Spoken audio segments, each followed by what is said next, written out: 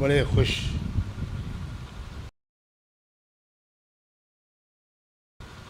کہ اللہ جزائے خیر دے اس مرید کو، اور مزید اس نیکی کی ہر جمعے کو توفیق دے۔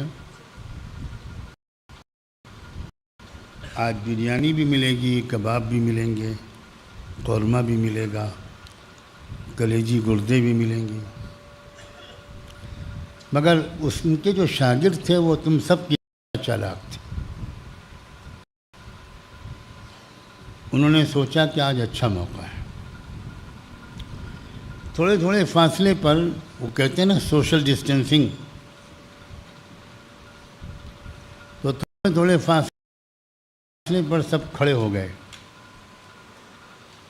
مولانا صاحب بہت خوش بریانی کی خوشبو سونگھتے ہوئے بکرے کو لے کر گھر کی طرف چل رہے تھے، تو راستے میں ان کو دارالعلوم امام ربانی کا ایک طالب علم ملا۔ اس نے کہا السلام علیکم۔ وعلیکم السلام۔ جی وعلیکم السلام۔ حضرت آپ کسی ضرورت سے لے جا رہے ہیں اس کو؟ ان کا بکرا ہے بھائی، کیوں نہیں لے جا رہے؟ کتا ہے حضرت، بکرا نہیں ہے۔ انہوں نے کہا کہ تیرا دماغ خراب، پڑھنے تو پہلے ہی بالکل گھٹل تھا، آج تو اندھا بھی ہو گیا، سر سے پیر تک بکرا ہے یہ۔ ان کا اللہ کی قسم، آپ کی قسم، اماں جان کی قسم، یہ بکرا نہیں کتا ہے، باقی آپ جیسا جانیں۔ تو انہوں نے ڈانٹ دیا اس کو، وہ ڈر گئے، بے تصیب ڈانٹے ہی ہیں، کہیں مرغا نہ بنا دیں۔ دوسرا ملا، مجلس امام قاسم کا تھا، زیادہ سینئر تھا، اس نے بڑا جھک کر حیدرآبادی سلام کیا کہ السلام علیکم قبلہ، کیسے مزاج ہیں، جان و دل فرش راہ۔ حضرت یہ کتا آپ لے جا رہے؟ انہوں نے کہا یہ سب بدماش ہو گئے آج۔ وہ کم بخت ایک تو نالائق تھا ہی، یہ بھی کہہ رہا ہے کتا۔ ابے گدھے، کتا نہیں ہے، بکرا ہے بکرا۔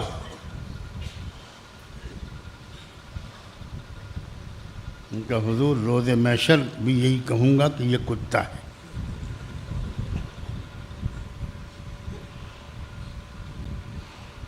اب روز محشر کا نام سن کے ڈر گئے، کہنے کہ نہیں بکرا، چلو ہٹو۔ وہ پلاننگ تھی وہ بھی ہٹ گیا۔ بہت سعادت مند ہوتے ہیں مجھے امام قاسم کے بچے، وہ آپس میں کبھی لڑتے بھی نہیں۔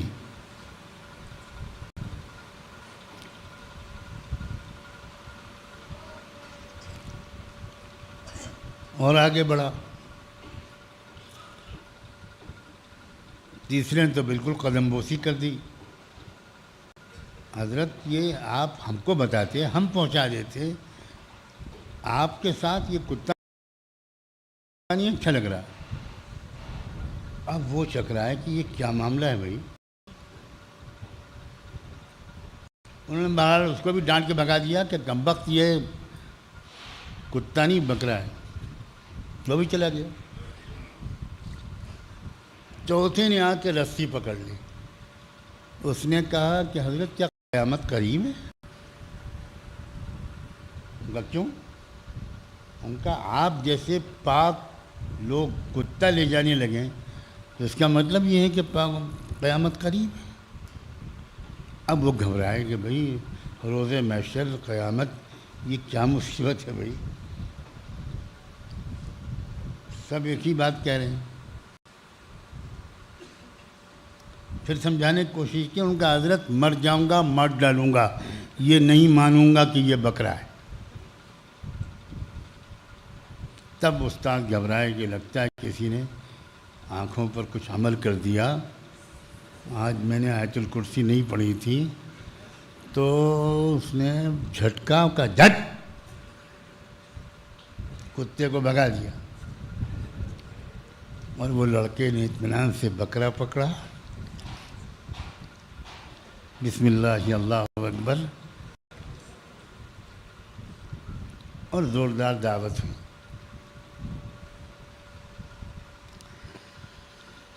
ایک جھوٹی بات بار بار کہی جائے تو کس طرح لوگوں کو یقین آ جاتا.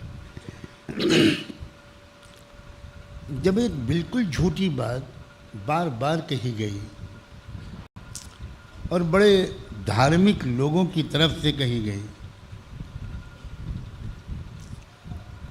کہ بھئی تم تو شودر ہو، ذلیل ہو، یہ تو اصل میں تم پچھلے جنم میں تم نے جو پاپ کیے تھے یہ اس کی سزا ہے. مان لیا بیچارے شودر نے کہ ہم کچھ کر ہی نہیں سکتے، ہمارا مرتبہ بہتر ہو ہی نہیں سکتا، ہمیں تو اب اسی طرح جینا ہے. اس بات کو حضرت ابراہیم علیہ السلام کے ذریعے اللہ تعالیٰ نے تمام انسانوں کو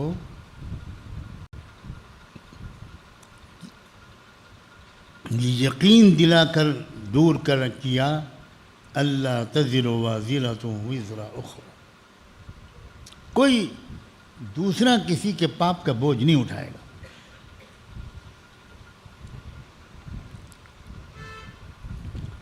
وَلَيْسَ لِلْإِنسَانِ إِلَّا مَا سَعَى، اور انسان کو خود اپنی ہی جو اعمال ہوتے ہیں اسی کا صلہ ملتا ہے.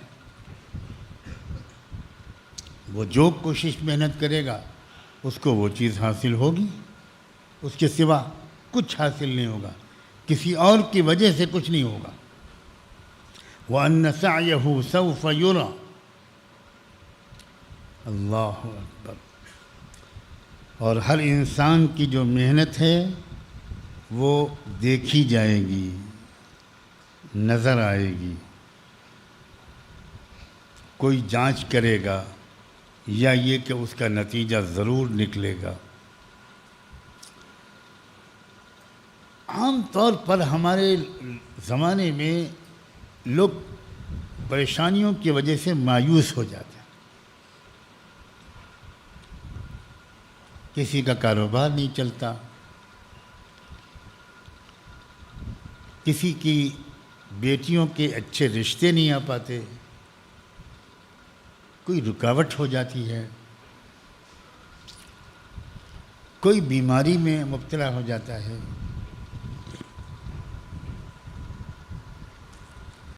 اور آدمی مایوس ہو کر گھر پر بیٹھ جاتا ہے.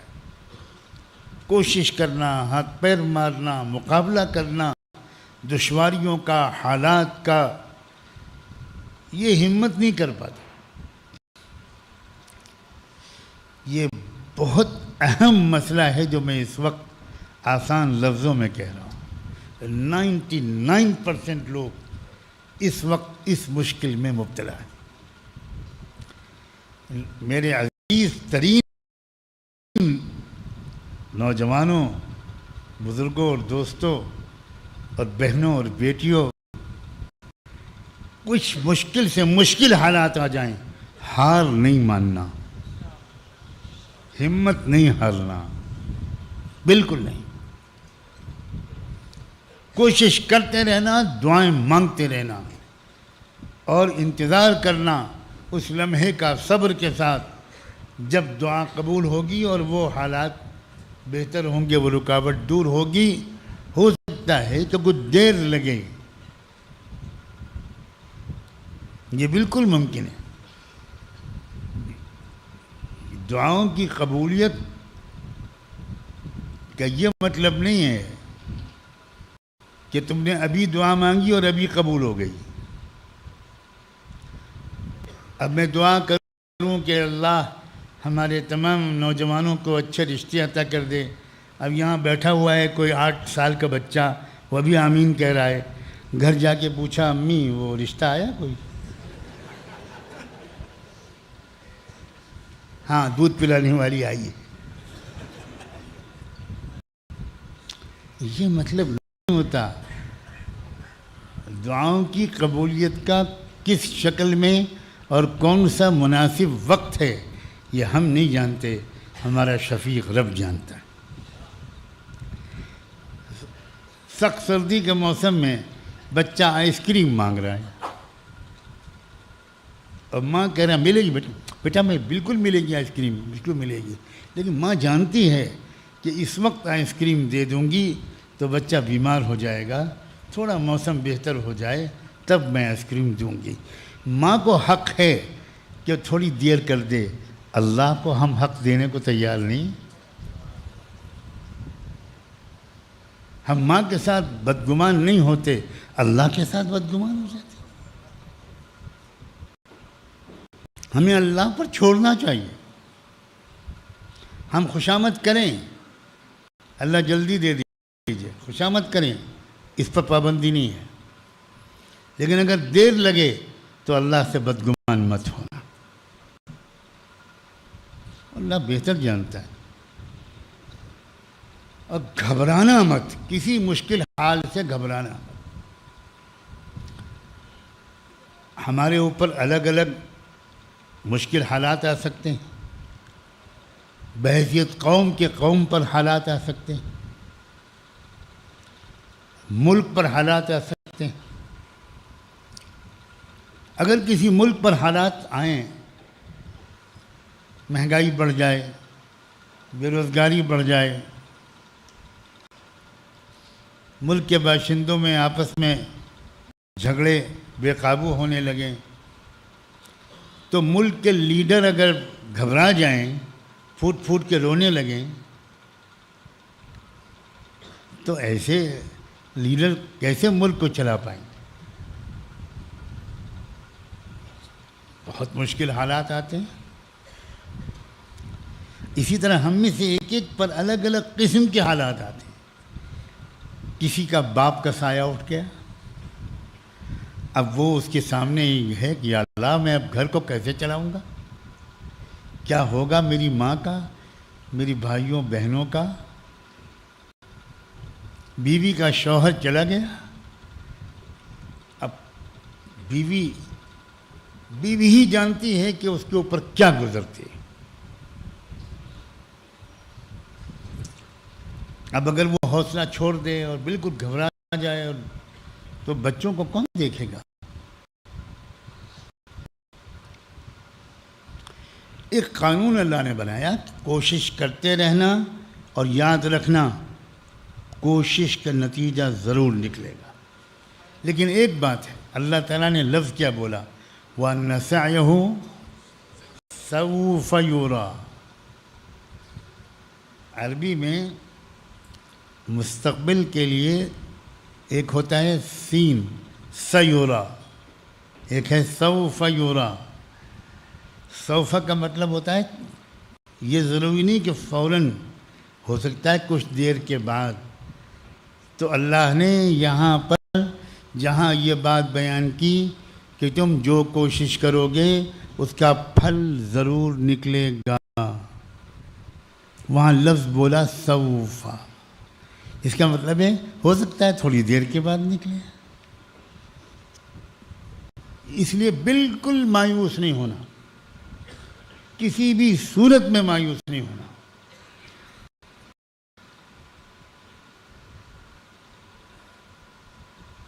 عجیب، میں کن لفظوں میں بیان کروں؟ انسان کے باہر کے حالات اس کی اندر کی قوت ارادی اور اندر کی جو کیفیت ہے اس کا انعکاس ہوتے ہیں۔ میں جانتا ہوں کہ یہ سمجھنا مشکل ہوگا، کچھ لوگوں کی سمجھ میں آ جائے گا۔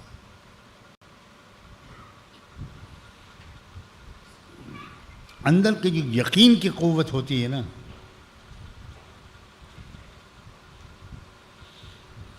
یہ باہر اس کے نتیجے نکلتے ہیں، اس کی شعائیں پھوٹتی ہیں، سامنے والے پر اس کا اثر پڑتا ہے،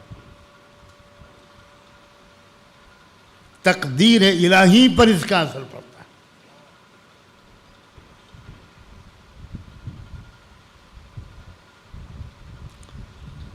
اس لیے سب سے مضبوط طاقت انسان کی اس کے دل کا اطمینان و یقین ہے، امید کا غلبہ ہے، مثبت سوچ ہے، اور یہ چیز جو حاصل ہوتی ہے یہ اللہ کی ذات پر یقین سے حاصل ہوتی ہے۔ اللہ کی پہچان، اس کی طاقت کی پہچان، اس کی قدرت کی پہچان، اس پر نظر رکھنے کی عادت، اسباب سے متاثر نہ ہونا، ہزار مخالف اسباب ہوں مگر ان مخالف اسباب کے درمیان گھرے ہوئے انسان کی اگر توجہ اسباب سے زیادہ اللہ کی طرف اگر رہی مستقل یا اکثر طور پر، تو امید رکھو، یقین رکھو، تم غالب آ جاؤ۔ وَأَنْتُمُ الْأَعْلَوْنَ إِن كُنتُم مُؤْمِنِينَ۔ تو یقین کی جو قوت ہے اللہ پر یقین کی، یہ انسان کو پر امید رکھتی ہے، مایوس نہیں ہونے دیتی،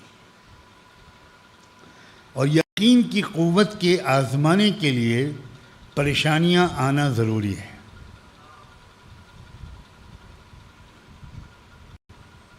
اس کے بغیر کیسے پتہ چلے گا؟ اللہ اپنے بندوں سے اتنا پیار کرتا ہے کہ اگر بندوں کا فائدہ نہ ہوتا تو کسی بندے پر اللہ کوئی پریشانی کبھی نہ بھیجتا، کبھی نہ بھیجتا۔ ان پریشانیوں میں بندوں کا جتنا فائدہ ہے بندے نہیں سمجھ پاتے۔ جیسے طالب علم سوچتے ہیں کہ کمبخت امتحان کیوں ہوتا ہے؟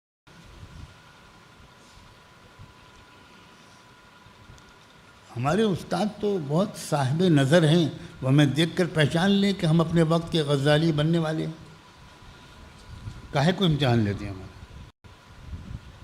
اتنا رٹو، اتنا یاد کرو، اتنا لکھو۔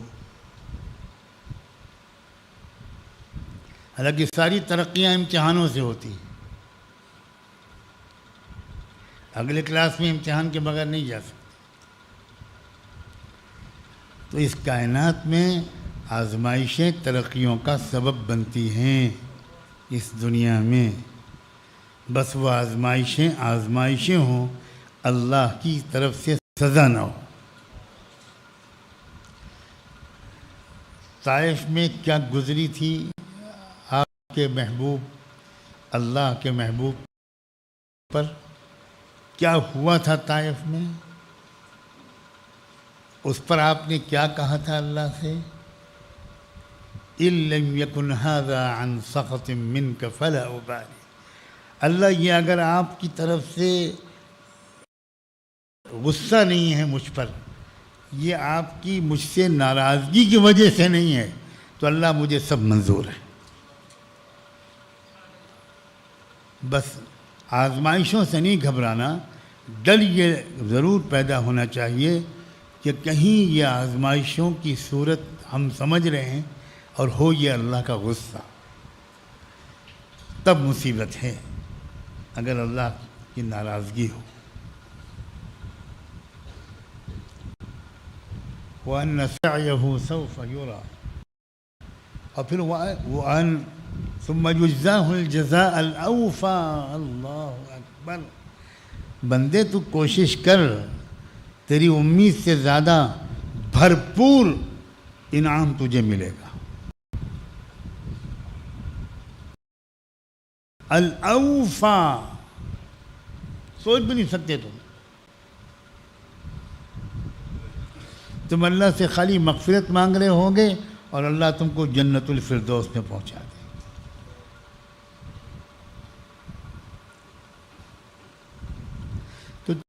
تو تبدیلیاں آئیں تاریخ میں، یہ وہ بیان ہو رہی ہیں۔ کیا کیا ابراہیم علیہ السلام کے ذریعے سے انسانیت کو بڑی قیمتی تعلیمات ملی۔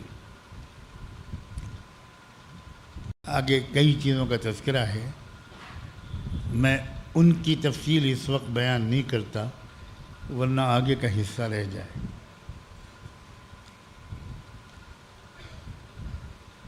بڑی تبدیلیاں آئیں حضرت موسیٰ علیہ السلام کے ذریعے۔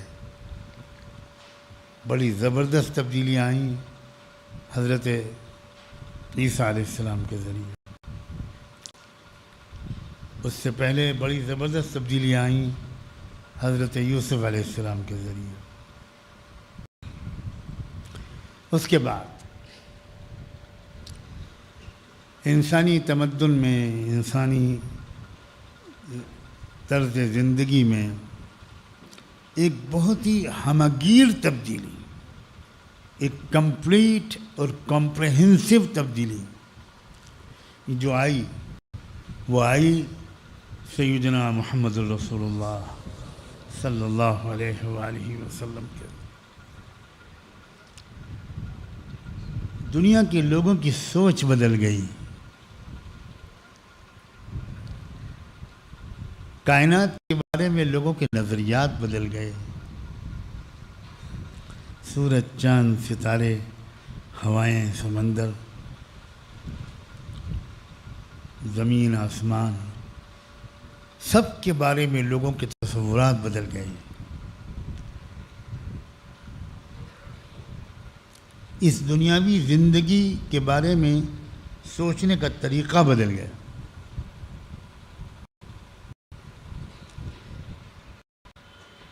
صرف عقیدوں میں تبدیلی نہیں ہوئی، صرف عبادتوں کے طریقوں میں تبدیلی نہیں ہوئی، بازاروں میں کاروبار کے طریقے بدل گئے. چونکہ میں نے شروع سے جو بات کہی تھی یاد ہوگی کہ تبدیلی کی ضرورت کا یہ احساس یہ انسان کی فطرت اور اس کے فطری شعور و احساس میں رکھ دیا گیا.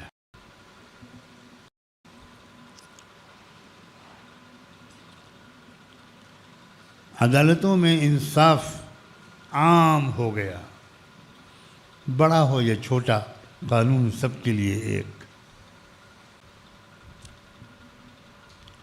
حکومتوں کے مقصد بدل گئے، حکومتوں کے انداز بدل گئے.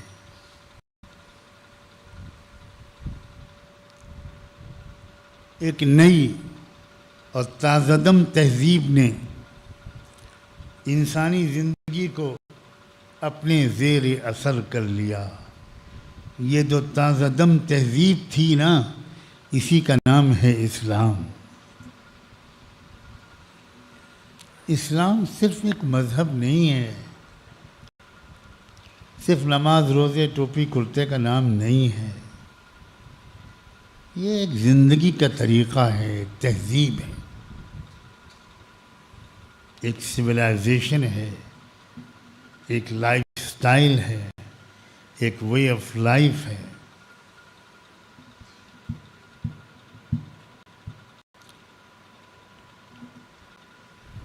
شرم و حیا یہ انسانی تہذیب کا، انسانی معاشرے کا، مردوں کے اندر بھی اور خواتین مستورات بچیوں کے اندر بھی، یہ اس کا ایک لازمی جز بن گیا. حیادار انسانی معاشرہ، حیادار نسوانی معاشرہ دنیا میں سج گیا. پاک دامنی پھیل گئی، صبر و برداشت عام ہو گیا. ذرا ذرا سی بات پر لڑائی، ذرا ذرا سی بات پر جان لے لینا، یہ سب ختم ہو گیا. ایثار عام ہو گیا. خود بھوکے رہے، مہمان کو کھلا دیا، یہ کلچر عام ہو گیا. تواضع عام ہو گئی، بڑے بول ختم ہو گئے.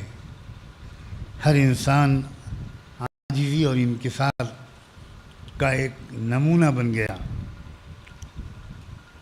ہر ایک کی خیر خواہی، ہر ایک کا بھلا چاہنا، ہر ایک کی ترقی دیکھ کر خوش ہونا، ہر ایک کو ترقی دلانے میں مددگار ہونا. کیا میں الفاظ بول رہا ہوں؟ آج کیا حال ہے.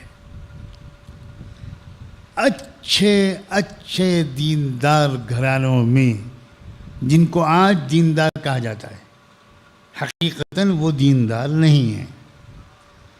کہا جاتا ہے دیندار اس لیے کہ نماز پڑھتے ہیں، کرتا پاجامہ داڑھی دیندار۔ کس نے کہا کہ یہ دینداری کی علامت ہے؟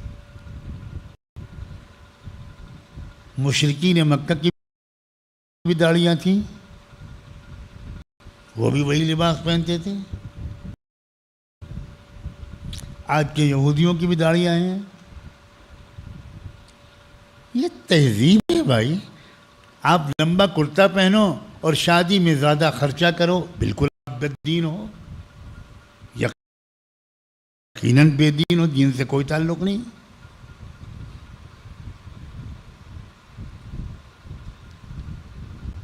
سادگی، غریبوں کا خیال، اپنے مال یا پیسے کا اس طرح استعمال کہ اس کا اچھا خاصا حصہ غربت اور جہالت دور کرنے میں خرچ ہو۔ الفاظ یاد رکھنا، اچھا خاصا حصہ، یہ 100% گمراہی ہے کہ ہم نے سال بھر کے گزرنے کے بعد بڑی بخیلی کے ساتھ 2.5% اپنی بچت کا نکال دیا اور ہم سمجھے کہ ہم دیندار ہو گئے۔ ہرگز، بالکل غلط بات ہے، 100% غلط بات ہے۔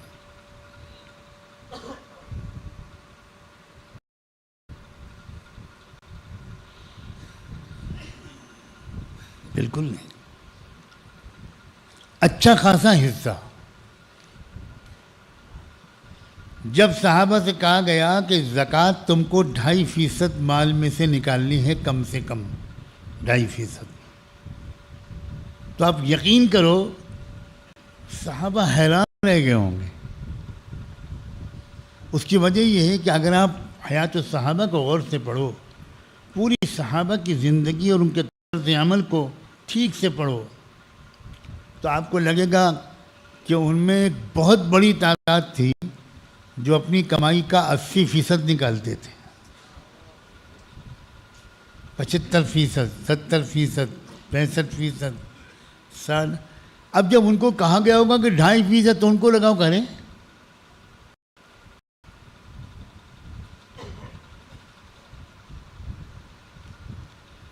تو 2.5% یہ وہ ہے جو اسلامی حکومت مار مار کے وصول کر سکتی ہے، یہ وہ ہے۔ اس کے علاوہ زیادہ سے زیادہ اپنی کمائی میں سے خرچ کرنا چاہیے۔ یہ اسلام ہے، یہ اسلامی تہذیب ہے۔ وَآتِ الْمَالَ عَلَى حُبِّهِ ذَوِي الْقُرْبَى وَالْيَتَامَى وَالْمَسَاكِينَ وَابْنَ السَّبِيلِ وَالسَّائِلِينَ وَفِي الرِّقَابِ وَأَقَامَ الصَّلَاةَ وَآتَى الزَّكَاةَ۔ زکوٰۃ کو الگ سے ذکر کیا ہے اور اس سے پہلے مال کے خرچ کرنے کے 6 مصارف بیان کیے ہیں۔ یہ الگ ہے اور وہ الگ ہے۔ زکوٰۃ صرف ادا کرنے سے عذاب سے نہیں بچ سکتے، مال کا حق ادا نہیں ہو سکتا۔ جن لفظوں میں کہوں میں،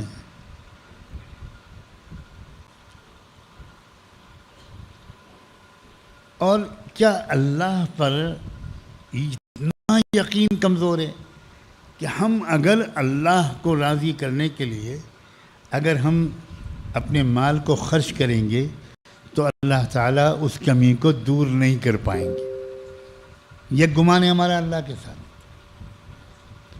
عجیب بات ہے۔ میں تو کہتا ہوں اپنی دنیا میں نقصان کر رہے ہیں ہم، اس لیے کہ اگر ہم واقعی ہاتھ کھول کر خرچ کریں تو شاید اسی دن کا سورج غروب ہونے سے پہلے ہم کو اللہ اس سے زیادہ دے دے۔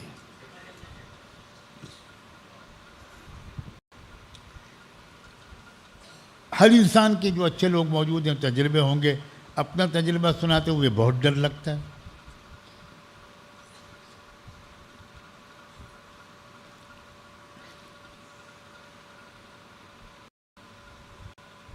قسم کھاؤں اگر تو میں شاید بالکل غلط نہیں ہوگا. میرا 50 سالہ تجربہ ہے. اکثر یہ ہوتا ہے، اکثر اگر میں صبح کے وقت میں کچھ پیسے اپنے دوست کو، کسی ساتھی کو، کسی عالم کو، کسی صاحب ضرورت کو، کسی رشتہ دار کو، کسی کو، یا کسی دینی مصرف میں اگر میں خرچ کر دیتا ہوں تو اکثر و بیشتر شام سے پہلے اللہ نفع کے ساتھ واپس کر دیتے. مگر ہم لوگ عجیب ہیں. چھوٹا بچہ ہے نا، ننھا منھا بچہ، آپ اس کے لیے سفر میں گئے تھے تو تمام تر کنجوسی کے باوجود اپنے بچے کے لیے مٹھائی کا ڈبہ لے کر آئے. بچہ گھر میں آ کر لپٹ گیا، خوب پیار کیا، آپ خوش ہوئے، آپ کی آنکھیں ٹھنڈی ہوئیں. اور بچے نے پوچھا ابا مٹھائی؟ وہ بھی تو آپ ہی کا بیٹا ہے نا، وہ جانتا ہے کہ دیر ہو گئی نا تو نقصان ہو جائے گا. ابا بڑے صاحب ذوق ہیں، اماں سے چھپا کے. تو پھر اس نے، آپ نے مجبور ہو گئے، آپ نے ڈبہ نکالا، اس کو دیا، بڑا خوش ہوا وہ، اور چھپا کے وہ کمرے میں گھس گیا، کمرہ بند کیا، ڈبہ کھولا اور اس میں سے لڈو نکال کے کھایا. اس کے بعد آیا باہر خوش خوش. اب آپ نے اس سے لڈو مانگا، بیٹا ایک ہم کو. کہتے نہیں، میلہ ہے، میلہ، یہ میلہ ہے، وہ نہیں دیتا. آپ بہت خوش آمانی بیٹا، ایک دے، ایک دے، اچھا آدھا دے. تو وہ اپنے چھوٹے سے ناخن سے لڈو کی ایک نکتی توڑتا ہے اور حاتم طائی کی قبر پر لات مارتے ہوئے وہ آپ کو ایک نکتی عطا کرتا ہے، اور آپ اس نکتی کو یہ کہتے ہیں شاباش، بہت بہت شکریہ، تھینک یو ویری مچ. اور آپ پورے گھر کو دکھاتے ہیں میرے بچے نے مجھ کو لڈو دیا. اتنا لڈو کہ چڑیا کی چونچ میں بھی نہیں آئے گا.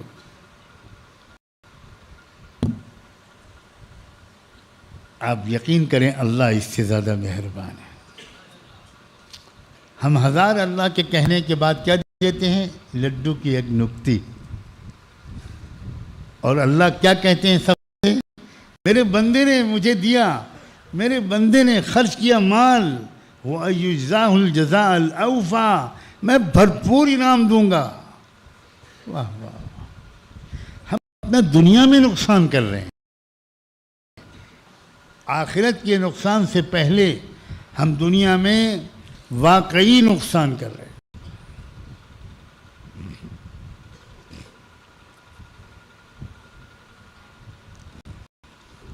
اگر آخرت کے لیے نہیں کر پا رہے تو اللہ نہ کرے دنیا ہی کے لیے کر لوں.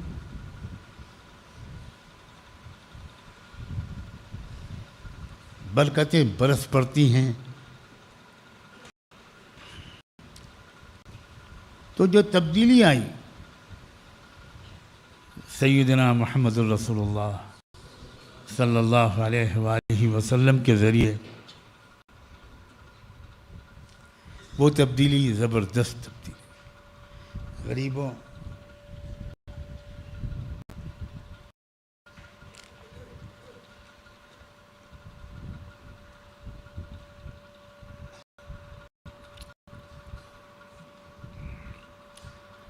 وہ تبدیلی ایسی ہمگیر تھی، زندگی کا کوئی گوشہ ہی نہیں رہ گیا جس میں تبدیلی نہ لائے ہوں. پوری انسانی برادری کے لیے رسول اللہ صلی اللہ علیہ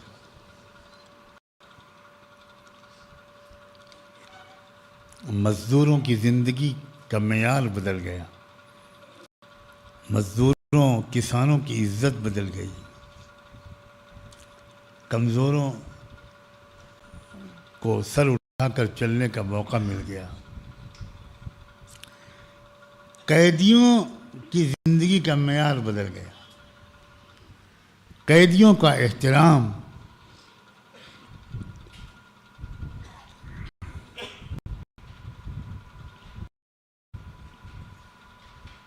میں تفصیلات بیان کرنے کا دل بہت چاہ رہا ہے میرا، لیکن میں گریز کر رہا ہوں. پڑوسیوں کے ساتھ سلوک، حسن سلوک کا سلیقہ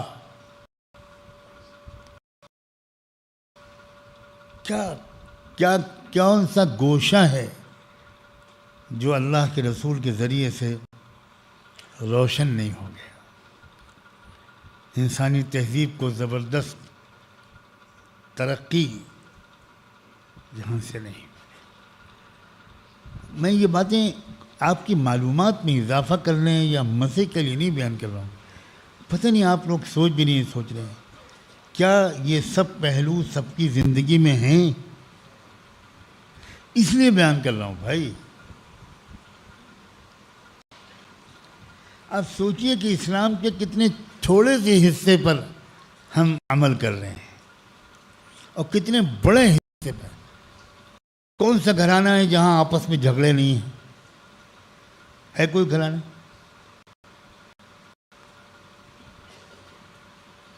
جہاں جھگڑے ہیں وہاں اسی قدر اسلامی تہذیب نہیں ہے. جہاں ساس اور بہو میں جھگڑے ہیں وہاں اسلامی تہذیب نہیں ہے. چاہے بہت زوردار برقع ہو، بالکل اسلامی تہذیب. جہاں نند بھاوج میں جھگڑے ہوں وہاں اسلامی تہذیب نہیں.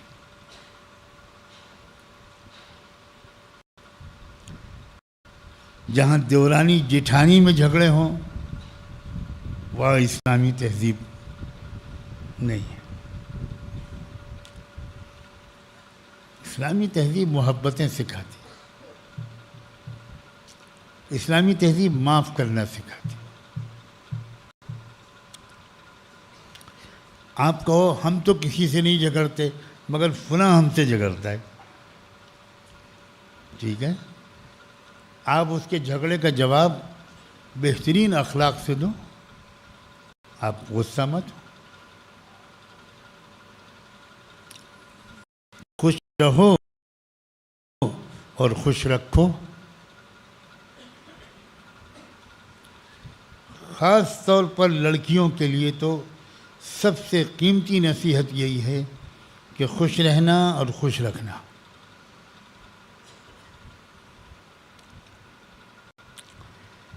پھر حضور اکرم صلی اللہ علیہ وسلم کے ذریعے جو 4 بہت بڑی تبدیلیاں آئیں، میں کئی چیزوں کو چھوڑ کر ان کو بیان کر رہا ہوں. 4 بہت بیسک چیزیں، بہت اہم چیزیں جو بھرپور طریقے پر انسانی دنیا کو دی گئیں. ایک یہ کہ عبادت کے لائق صرف ایک رب ہے.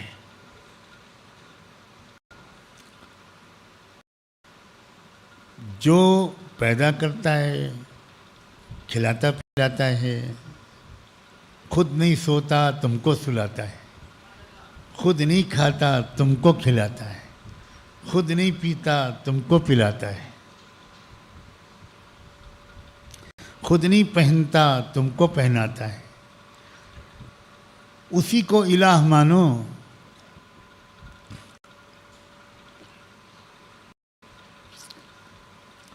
جن خداؤں کو تم کو خود کپڑے پہنانے پڑیں وہ کیسے خدا ہیں بھائی؟ بہت بڑا جو سبق ملا اور ایک تبدیلی دنیا کے اندر آئی وہ یہ ہے کہ الہ ایک ہے، لا الہ الا اللہ. اور جو انسان دل سے یہ مان لیتا ہے کہ لا الہ الا اللہ، وہ اس ایک کے سوا کسی کے سامنے جھکتا نہیں، اس لیے کہ اس نے الہ جو ہے وہ الہ سمجھ کر مانا ہے. جب عزت اسی کے ہاتھ میں، ذلت اسی کے ہاتھ میں، زندگی اسی کے ہاتھ میں، موت اسی کے ہاتھ میں، روزی اسی کے ہاتھ، سب کچھ اس کے ہاتھ میں ہے، تو پھر میں کسی اور کے سامنے کیوں جھکوں؟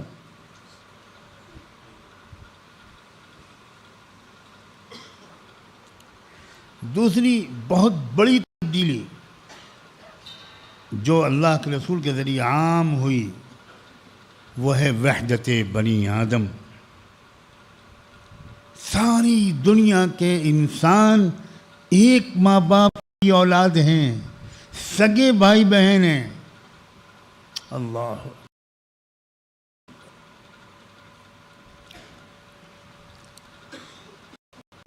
یہ جو آج کل ایک عجیب جملہ بولا جاتا ہے راشٹرواد، بڑے فخر سے، کیا مطلب؟ ایک سرحد کے اندر جتنے لوگ ہیں وہ ہمارے ہیں اور باقی سب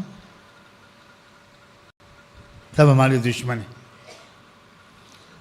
اس سوچ کو درست کیا محمد الرسول اللہ۔ کلکم من آدم و آدم من تراب، تم سب ایک ماں باپ کی اولاد، ایک مدینے میں پیدا ہونے والا شخص اور ایک ایودھیا میں پیدا ہونے والا شخص، دونوں بھائی بھائی۔ ایک مکے میں پیدا ہونے والا شخص، ایک کاشی اور متھرا میں پیدا ہونے والا شخص، بھائی بھائی۔ ایک عربی بولنے والا انسان اور ایک سنسکرت بولنے والا انسان، یہ بھائی بھائی، ایک ماں باپ کی اولاد ہے۔ اس سے ایک عالمی کنبہ بنا تھا، پوری دنیا ایک خاندان بن گئی تھی۔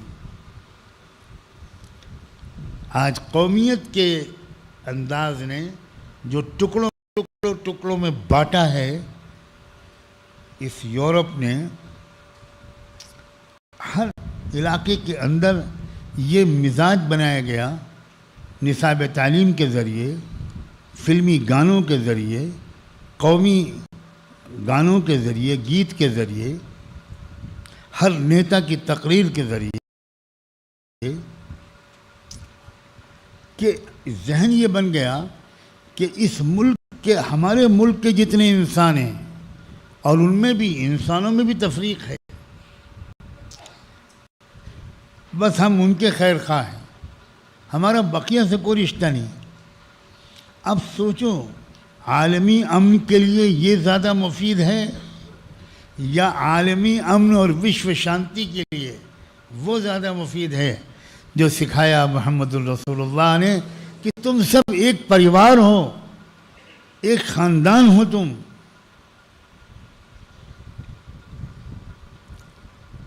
میں علماء سے اور طلباء سے خاص طور پر بار بار کہہ رہا ہوں کہ اسلامی حقائق کو اس دور میں آپ کس طرح بیان کریں۔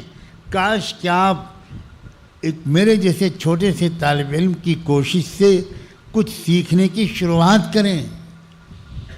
یہ جو پرانا روایتی انداز ہے، یہ تو مسلمان نوجوان بھی نہیں سمجھ پا رہے ہیں۔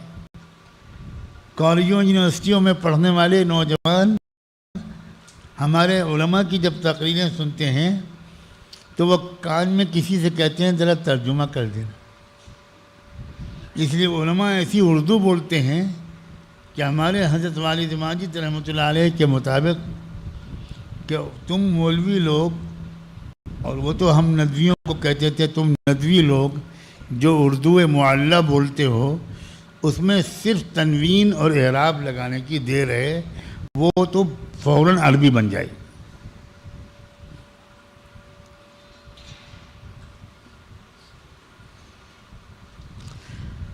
زمانے کے ساتھ زبان بدلو، ایسی بات کہو جو لوگوں کی سمجھ میں آئے۔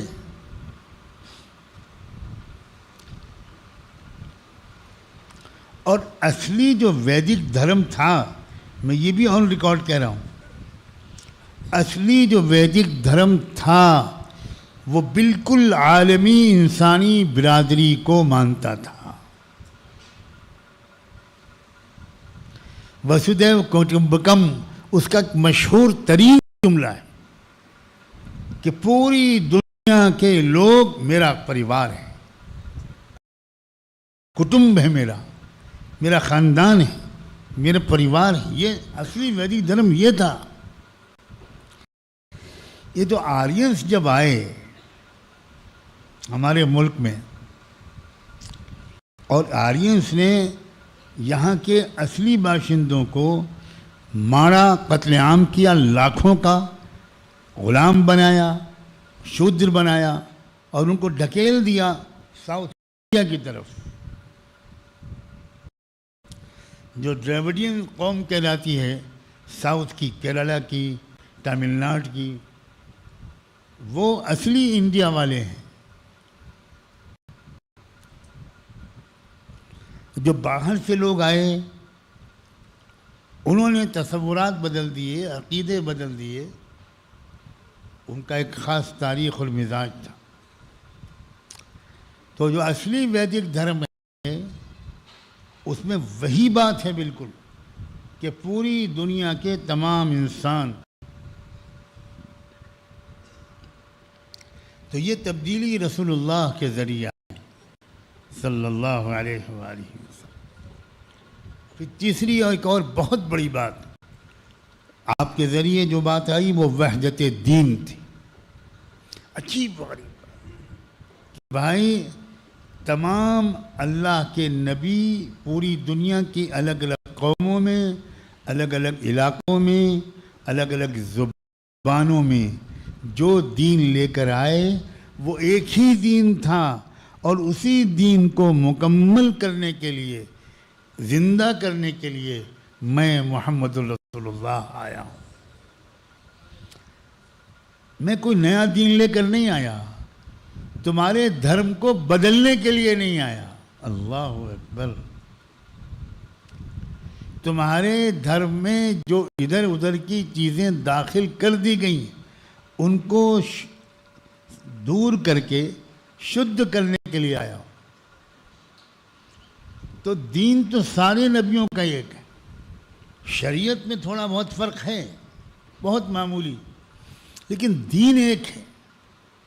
یہ اللہ کے رسول صلی اللہ علیہ وسلم نے بہت بڑا اعلان کیا، ورنہ ہر چھوٹے فاصلے پر الگ دین لیے لوگ بیٹھے تھے.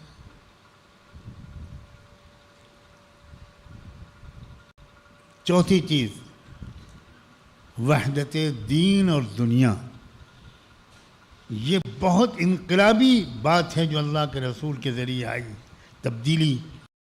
وہ یہ کہ دین اور دنیا کو الگ مت سمجھو. تم دنیا کے جتنے کام کرو صحیح طریقے اور نیت کے ساتھ کرو گے وہی دین بن جائے گا. یہ تو عجیب و غریب تعلیم ہے. یہ ہے ہی نہیں کہ یہ دین الگ ہے اور دنیا الگ ہے. دکان پر تم بیٹھے ہو یہ بھی دین ہے، اور مسجد میں جا رہے ہو یہ بھی دین ہے. کھیت میں کام کر رہے ہو، مزدوری کر رہے ہو، کاروبار کر رہے ہو، دفتر میں بیٹھے ہو، دین ہے یہ. یہ تو کوئی سوچ بھی نہیں سکتا تھا. خود مسلمانوں کی زندگی سے ایک کام نکل گیا. شادی بیاہ، بچی کا نکاح کرانا، رخصت کرنا، یہ سب دین ہے. اب ظاہر ہے کہ تم کوئی مسجد میں آؤ اور ڈھولک بجانے لگو، قوالی گانے لگو، موسیقی بجانے لگو، تو اللہ کرے کہ جلدی دماغ ٹھیک ہو جائے. ورنہ ہو سکتا ہے کہ اگلے قدم کے طور پر تمہاری بیماری اس طرح بڑھ جائے کہ کوئی تم کو سلام کرے اور تم اٹھا کے مارو اس کو.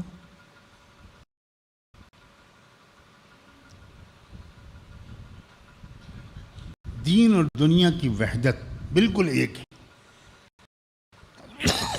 ہر چیز یہ الگ الگ نہیں.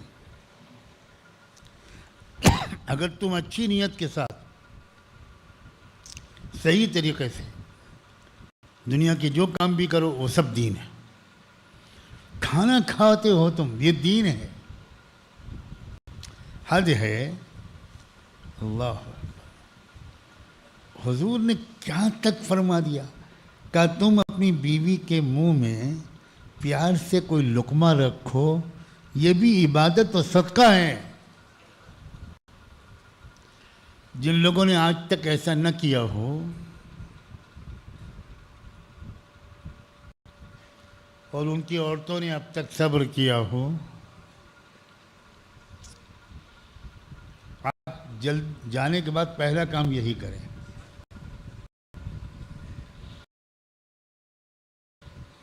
لوگ مسکرا رہے اور اس سے لگ رہا ہے کہ ان کا پکا ارادہ بن گیا۔ پورے بیان میں اسی چیز پر عمل کریں نہ کریں،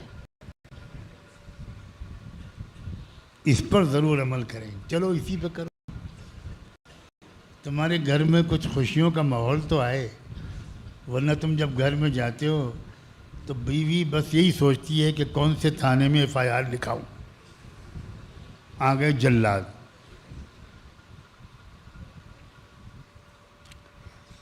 اور اس سے آگے کیا ہے محمد رسول اللہ، اور کیسی ہم نے ناقدری کی۔ وہ کہتے ہیں کہ جب میاں بیوی ملتے ہیں آپس میں تو اللہ کی طرف سے اس پر بہت بڑا اجر لکھا جاتا ہے، اس پر ثواب لکھا جاتا ہے۔ تو اب ایک صحابی کو بڑی حیرت ہوئی، اور اللہ ان کو جزائے خیر دے کہ انہوں نے حیرت کا اظہار کر دیا۔ ان کا اللہ کا رسول اس پر بھی ثواب ہے؟ کیا جواب دیا آپ نے؟ فرمایا اگر یہی مرد کسی غیر عورت سے ناجائز تعلق قائم کرتا تو گناہ ہوتا کہ نہیں ہوتا؟ ان کا ہاں بالکل ہوتا۔ فرمایا اللہ اتنا بے رحم نہیں ہے کہ ناجائز تعلق پر تو گناہ دے دے اور جائز تعلق پر ثواب نہ دے۔ کیا مہربان ہے اللہ، کیا مہربان ہے اللہ۔ تو ہے ہی نہیں دنیا کچھ، سب دین ہی دین۔ ہم بد قسمت وہ ہیں کہ ہم نے دین کے بڑے حصے کو دنیا بنا دیا۔ دنیا کو دین بنانے کے بجائے دین کو دنیا بنا دیا۔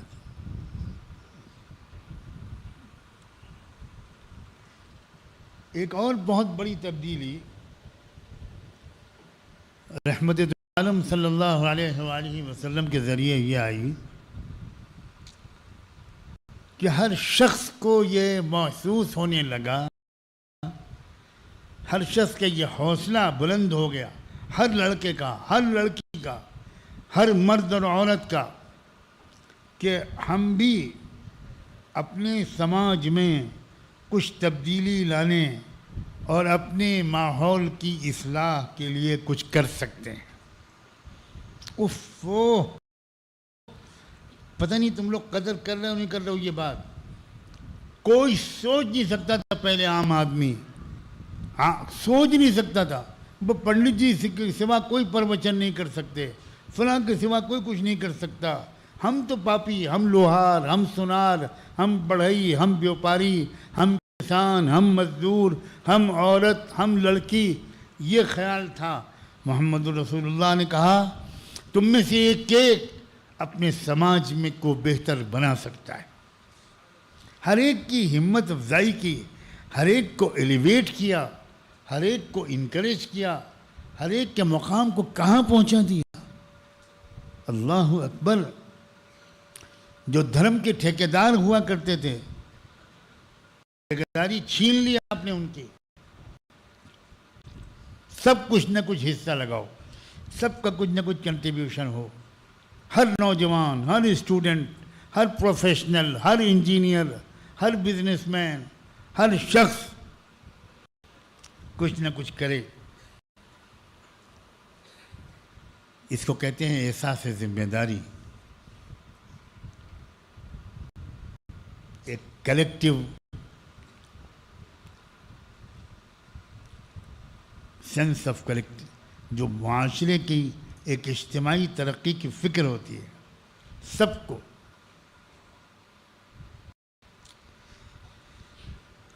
وقت صحیح استعمال کرنا سکھا دیا، مال کا صحیح استعمال کرنا سکھا دیا، صلاحیتوں کا صحیح استعمال کرنا سکھا دیا۔ مال اور صلاحیتوں اور وقت کو اس طرح استعمال کرو کہ تم بھی ترقی کرو، تمہاری فیملی بھی ترقی کرے، اور تمہارے چاروں طرف کے ماحول بھی ترقی کرے،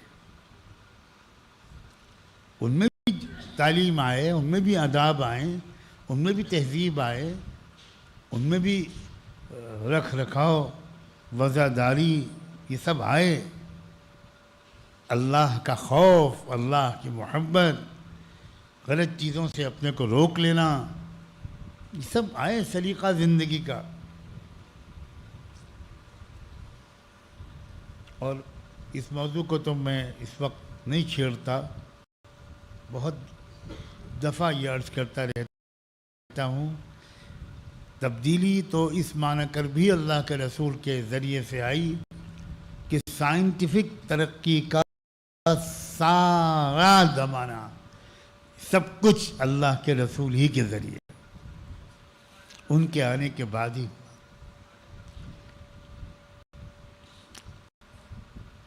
یہ پہلو اکثر لوگوں کی نگاہوں سے اوجھل لیتا ہے۔ روحانی، اخلاقی، ایمانی ترقی آئی اللہ کے رسول کے بعد، یہ تو ہم لوگ جانتے ہیں کسی حد تک، لیکن مادی ترقی، سائنسی ترقی، یہ بھی تو حضور ہی کے بعد آئی نا بھائی۔ اس سے پہلے ہزاروں سال پہلے دنیا تھی، کیوں نہیں آئی تھی؟ اس لیے نہیں آئی تھی کہ سائنسی ترقی آتی ہے ریسرچ کے بعد، تحقیق کے بعد، آدمی غور کرتا ہے۔ کبوتر اڑتے ہیں، پرندے اڑتے ہیں، اب کچھ لوگوں نے غور کیا کہ یہ اوپر اڑتے ہیں، نیچے گرتے کیوں نہیں؟ زمین کی کشش ان کو کھینچ کیوں نہیں پاتی؟ یہ کیسے اڑتے ہیں؟ اب ایک سائنٹسٹ کا غور کرنا الگ ہے اور تماشا دیکھنے والوں کا الگ ہے۔ انہوں نے غور کیا تو یہ غور کیا کہ ہر پرندہ جب اڑتا ہے تو پہلے دونوں پر پھڑ پھڑ پھڑ پھڑ پھڑ کرتا ہے، ایک کبھی ایسا نہیں اڑتا۔ تو اس پر غور کر کے ان کو ایسا لگا کہ یہ جو پھڑ پھڑ پھڑ پھڑ کرتے ہیں تو ان کے نیچے ہوا کی ایک لیئر بن جاتی ہے۔ ہوا کی جو لیئر بنتی ہے اس کی وجہ سے یہ پرندے نیچے نہیں آتے۔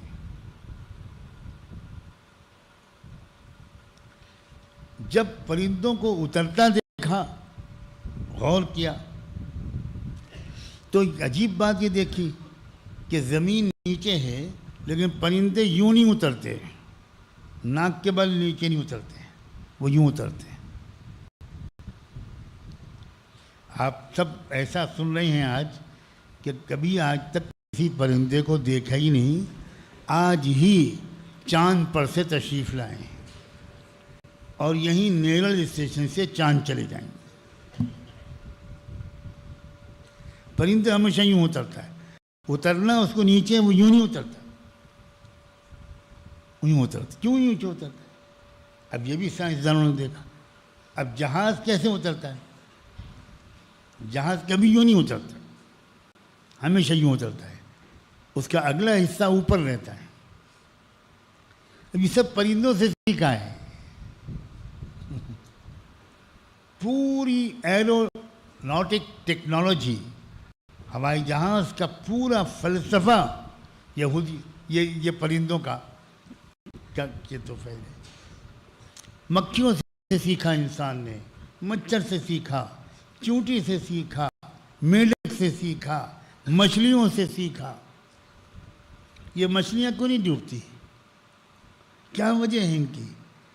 یہ سائنس کیا ہے؟ تو سائنس اسی کو کہتے ہیں کہ عالم کے اندر جو مخلوقات ہیں ان پر غور کرتا ہے انسان۔ یتفکرون فی خلق السماوات والارض، اور غور کر کے سیکھتا ہے اور اس کے بعد اس کی نقل کرنے کی کوشش کرتا ہے.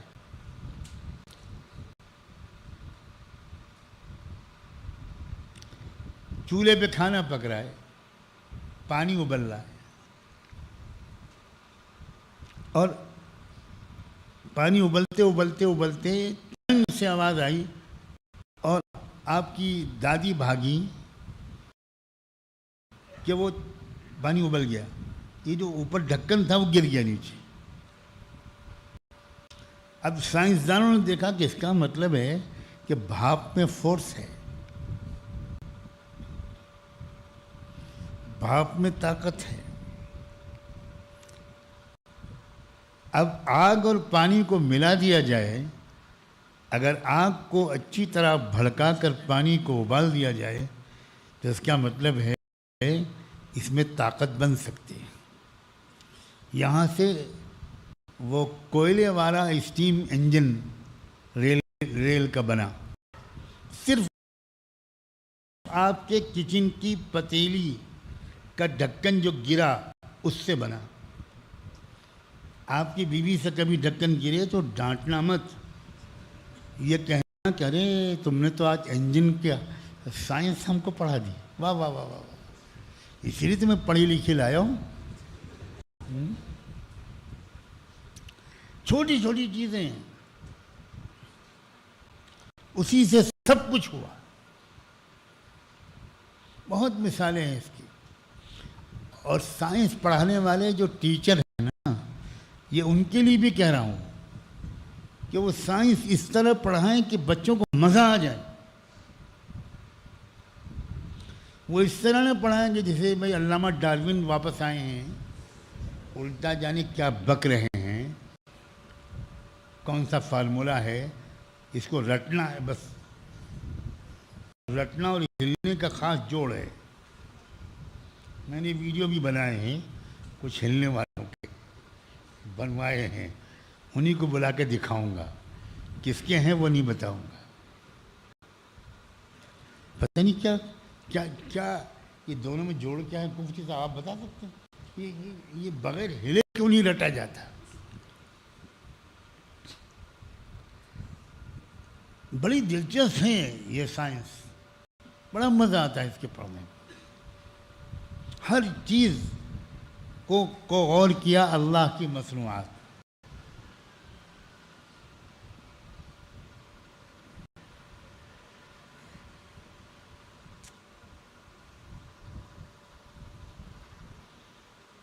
اللہ، یہ دین اور دنیا کی وحدت، احساس ذمہ داری، ہر ایک کے اندر یہ امید اور شوق اور ذمہ داری کا احساس کہ میں 2-4 لوگوں کی زندگی کو تو بہتر بنا سکتا ہوں، کچھ تو کر سکتا ہوں اپنے محلے میں، اپنے گاؤں میں، اپنے وطن میں.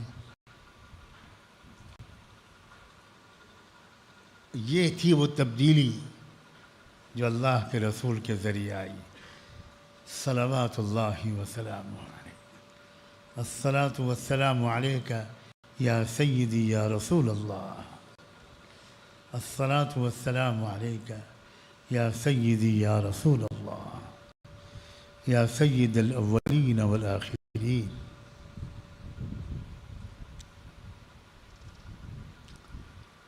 مسلمان جب تک اسلام کو اس طرح سمجھتا رہا تو دنیا بھر میں تبدیلی لاتا رہا. عدالتوں کے نظام میں، تعلیم کے نظام میں، رشتوں کے نظام میں، شادی بیاہ کے طور طریقوں میں، خوشیوں اور غموں کی تقریبات میں، ہر چیز میں مسلمان تبدیلیاں لاتا رہا. پھر ایک دور آیا، امت مسلمہ کی غالب اکثریت اسلام کی روح اور اس کی حقیقت سے دور ہوتی چلی. رہ گئی رسم اذاں، روح بلالی نہ رہی. کائنات کی تعمیر اور اللہ کے مخلوق کی خدمت، ان دونوں جذبوں سے ہم بالکل خالی ہوتے چلے گئے. ایک بڑی جامع انڈرسٹینڈنگ، بڑی جامع قسم کی فہم، گہری سمجھ اسلام کی ہمارے اندر سے نکل گئی. ہمارے اندر سستی آ گئی، کاہلی آ گئی، جمود آ گیا، تعطل آ گیا، فضول خرچیاں آ گئیں، بہت ہی واہیات طرز زندگی آ گیا، وقت ضائع کرنے والی سب سے بڑی قوم ہم بن گئے. ریسورسز اور وسائل برباد کرنا ہماری پہچان بن گیا. صلاحیتیں ضائع ہونے لگیں، یا صرف محدود ذاتی مقاصد کے لیے ہم اپنی صلاحیتوں کو استعمال کرنے لگے. جھوٹ ہمارے سماج میں عام ہو گیا، کام چوری عام ہو گئی،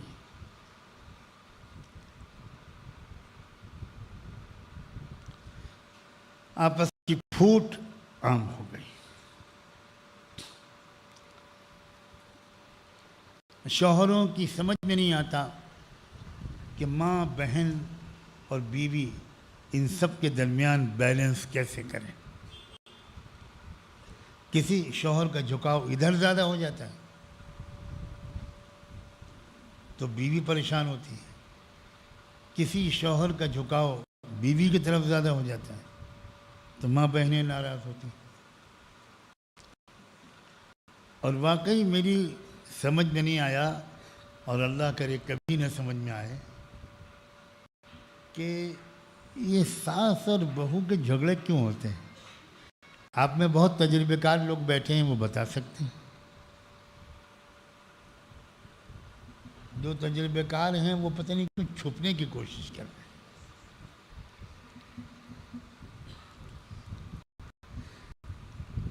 جب ساس بہو کو پسند کرتی ہے تو تعریفیں تو ایسی کرتی ہے کہ جیسے آدم کی بیوی حوا کو تو دیکھا نہیں، اس کے بعد سے تو آج تک ایسی خوبصورت، سلیقہ مند، حسینہ عالم، مس ورلڈ کوئی لڑکی پیدا ہی نہیں ہوئی جیسی میں نے اپنی بہو منتخب کی. اور انشاءاللہ صرف ایک ہفتے کے بعد بس. کبھی زندگی میں چائے بنائی ہے تو نے؟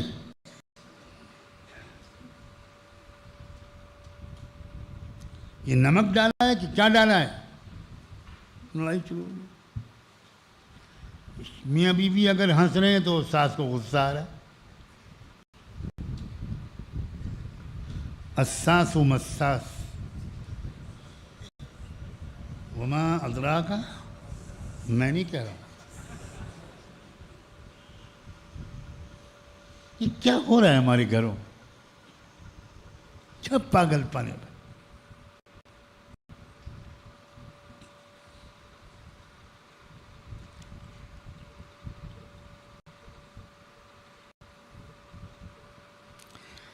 عورتوں کے مزاج میں جلدی روٹھ جانا یہ اللہ نے رکھا ہے، آپ پریشان نہ ہو. یہ صرف آپ کی ہی گھر کی عورت میں نہیں ہے، یہ اللہ نے پوری دنیا میں رکھا. اور وہ روٹھے نہیں تو زندگی کا مزہ آدھا ہو جائے. دیکھو کتنا خوش ہوئے لوگ، واہ واہ واہ واہ واہ.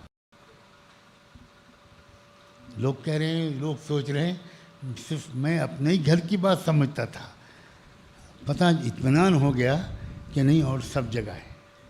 نہیں، واقعی آپ اطمینان رکھیں. یہ الگ بات ہے کہ روٹھی ہوئی عورت کو منانا آپ کو آتا ہے کہ نہیں آتا. یہ عجیب اللہ تعالیٰ کا، یہ اللہ کی تخلیق کا حسن ہے. یہ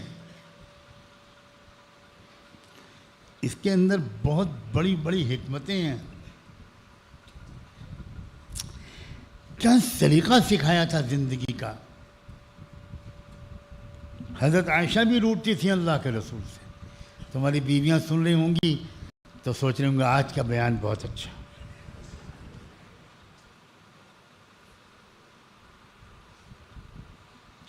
اور حضور کیا فرماتے تھے؟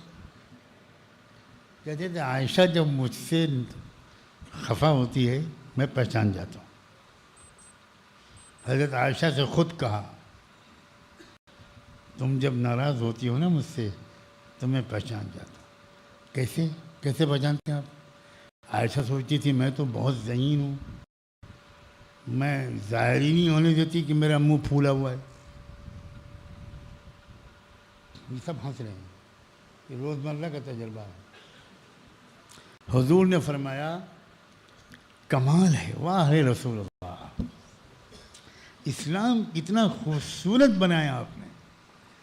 آپ نے فرمایا سنو، تم جب ناراض ہوتی ہو نا تو جب کوئی بات کہتی ہو اور قسم کھاتی ہو تو کہتی ہو ابراہیم کے رب کی قسم، اور جب خوش ہوتی ہو تو کہتی ہو ورب محمد، محمد کے رب کی قسم. حضرت عائشہ کھلکھلا کے ہنس پڑی. ختم ہو گیا غصہ، ختم. جتنی جلدی ان کو غصہ آتا ہے اس سے بہت جلدی ان کا غصہ جاتا ہے. یہ سلیقہ سیکھنے کے لیے خانقاہ نعمانیہ میں آیا کرو، ساتویں آسمان کا مراقبہ کرنے کے لیے نہیں، آدمی بننے کے لیے آؤ. کچھ لوگ سوچ رہے ہیں یار پہلے آئے ہوتے اب تو بوڑھے ہو گئے تو ایک اور کر لو. نہ نہ نہ نہ نہ نہیں، بالکل نہیں، بالکل نہیں. ایسی گالیاں پڑیں گی مجھے، آئندہ سے خانقاہ آنے نہیں دیا جائے گا. جس دن آپ آنے کا ارادہ کرو گے اس دن بے ہوش ہو جائے گی. ڈاکٹر کو بلاؤ، حکیم کو بلاؤ، عامل کو بلاؤ، تعویذ لاؤ تاکہ ٹرین کا وقت چھوٹ جائے.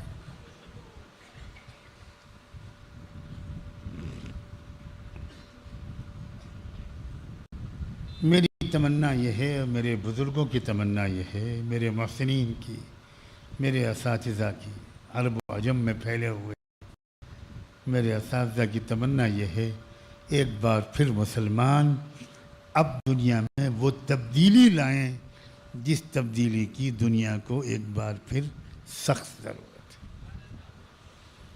یہ ساری لمبی گفتگو اسی امید پر کرتا ہوں. میرے استاد تھے مسجد نبوی میں، موطا امام مالک پڑھاتے تھے. اللہ اکبر،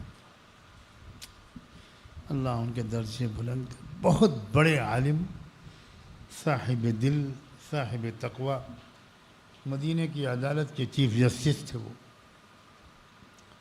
اور عجب معمول تھا ان کا کہ جب صبح کو وہ عدالت جاتے تھے تو پہلے مسجد نبوی حاصل کرتے تھے، حاضر ہوتے تھے، اور روضۃ الجنہ میں 2 رکعت صلاۃ الحاجت پڑھتے تھے کہ اللہ انصاف کرنے کی مجھے توفیق دے. اس کے بعد عدالت جاتے تھے. میں جب وہاں سے آخری سفر پر نکلا، رخصتی سفر پر، تو اپنے ان عظیم محسن استاد کی خدمت میں حاضر ہوں. ان کے گھر پر گیا. میں نے ان سے کہا کہ میرے شیخ میں کل واپس جا رہا ہوں، مجھے کچھ نصیحت فرما دی. کہنے لگے اچھا بیٹھو انتظار کرو. گھر کے اندر گئے، کپڑے تبدیل کیے اور مجھے ہاتھ پکڑا اور مجھے لے کر حرم شریف مسجد نبوی میں آئے. روضۃ الاطہر پر آ کر سلام پیش کیا، روضۃ الجنہ میں نماز پڑھی اور میرا ہاتھ پکڑا. کہنے لگے اوصیک یا ولد الحبیب بتقوی اللہ، میرے پیارے بیٹے میں تمہیں اللہ کے تقوی کی نصیحت کرتا ہوں۔ اور پھر کہنے لگے مجھے اگر موقع ملا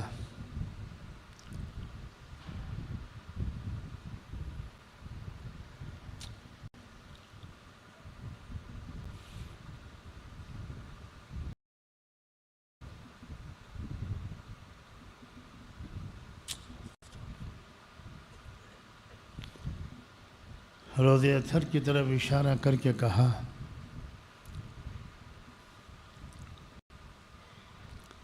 مجھے اگر موقع ملا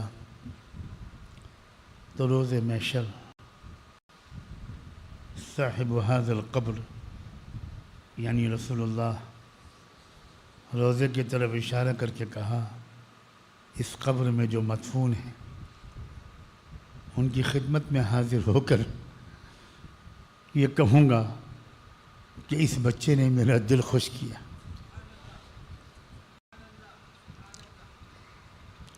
آگے اور بھی دو ایک جملے کہے وہ میں نہیں سنا سکتا، یہ بھی میں نے بہت پتہ نہیں صحیح کیا غلط کیا۔ میں نے ان کے ہاتھ چومے، پیشانی کا بوسہ لیا،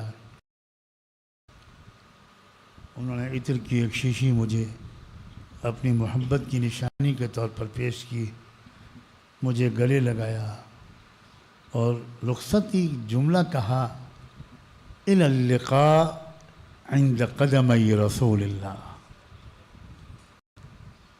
الی اللقاء عند قدمی رسول اللہ، اب رسول اللہ کے قدمین شریفین کے پاس انشاءاللہ ملاقات ہوگی۔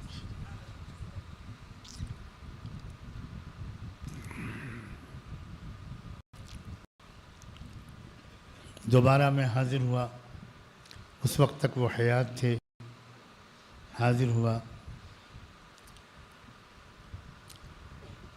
کہنے لگے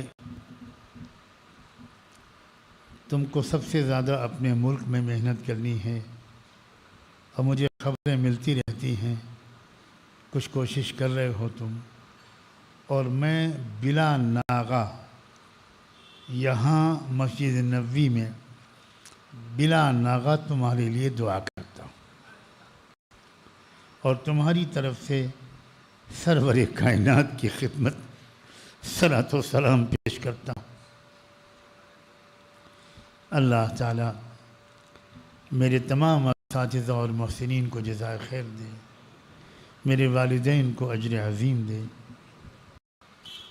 وہ تمام لوگ جن کی مجھ جیسے نااہل ناقدر طالب علم کی تعلیم و تربیت میں کچھ بھی حصہ ہے، اللہ تعالیٰ ان کے سامنے رسوائی سے بچائے۔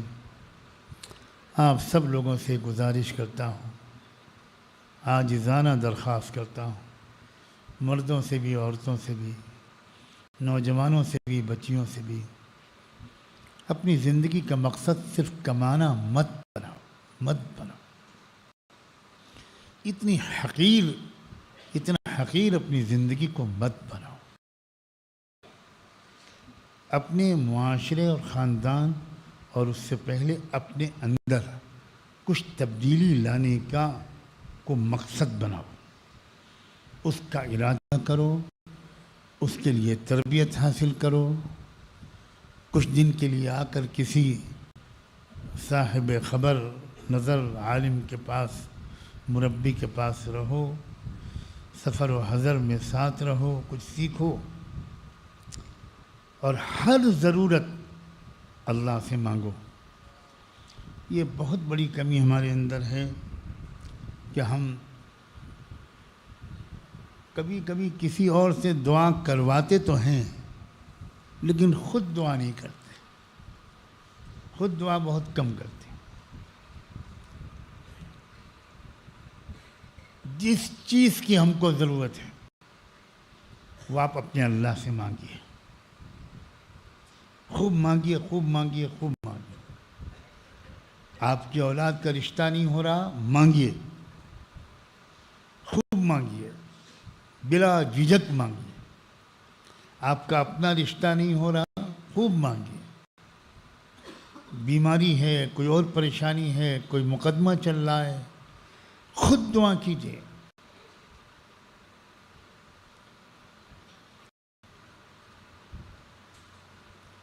دعا پر یقین کیجیے.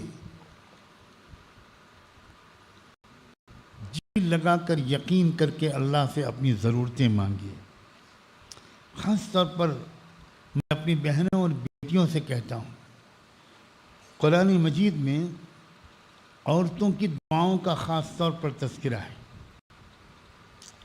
اور مجھے ایسا لگتا ہے کہ دعا مانگنے کی جو فطری صلاحیت اللہ نے عورت کے اندر رکھی ہے، مرد کو وہ صلاحیت اور سلیقہ سیکھنا پڑتا ہے. لیکن عورت کی آنکھوں سے آنسو بہت جلدی نکلتے ہیں. اگر ہماری بچیاں، اگر ہماری خواتین اپنی ہر ضرورت کے لیے مانگنے کی عادت ڈالیں، خوب مانگیں. شوہر بیمار ہے اس کے لیے مانگیں، بچیوں کے رشتے کا مسئلہ ہے اس کے لیے مانگیں، روزی کا کچھ مسئلہ ہے اس کے لیے مانگیں، قرض کا بوجھ ہے اس کے لیے مانگیں، مکان کی ضرورت ہے اس کے لیے مانگیں، عزت کا مسئلہ ہے اس کے لیے مانگیں. مانگیے، اور دنیا کی ہر ضرورت مانگیے اللہ سے. یہ مت سمجھیے کہ اللہ تعالیٰ سے صرف آخرت مانگنی چاہیے، بالکل مت سمجھیے. اللہ نے قرآن میں ان لوگوں کی بہت تعریف کی ہے جو دنیا اور آخرت دونوں مانگتے ہیں.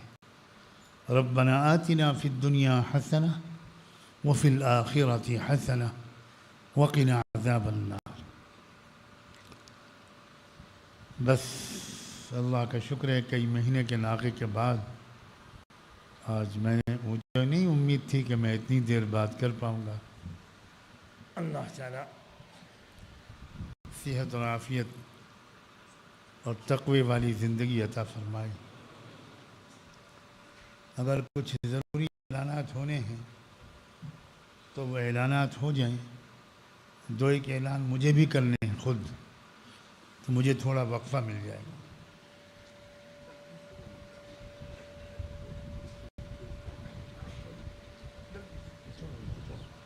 جلدی جلدی.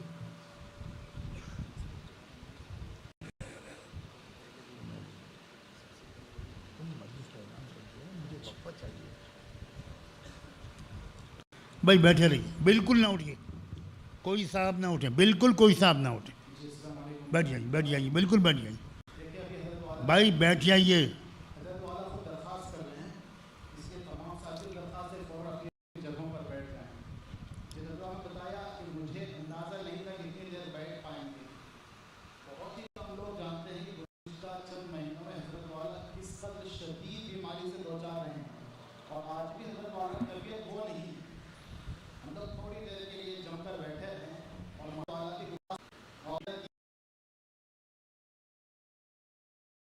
بہت ہی عزیز بھائیوں، بہنوں، نوجوانوں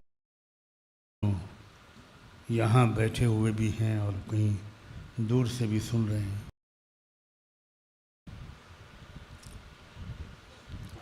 جب میں یہاں 2007 میں لکھنؤ سے آیا تھا، ہمارے حضرت کی حکم پر مولانا سلامت اللہ اس کی تفصیلات سے واقف ہیں. تو میں یہ سوچ کر آیا تھا کہ پہاڑوں کے دامن میں اکیلا رہوں گا، 2-4 لوگ ہوں گے، اور بس اللہ اللہ کروں گا، لکھوں گا، پڑھوں گا.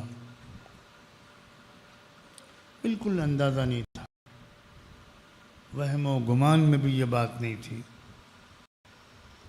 کہ یہاں کوئی دھیرے دھیرے ادارے قائم ہوں گے.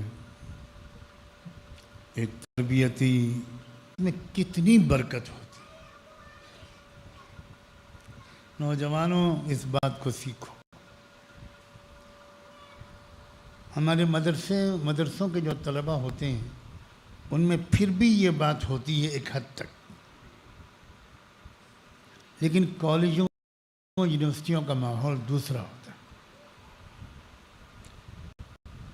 کالجوں یونیورسٹیوں کے بچوں میں یہ بات بہت کم ہوتی ہے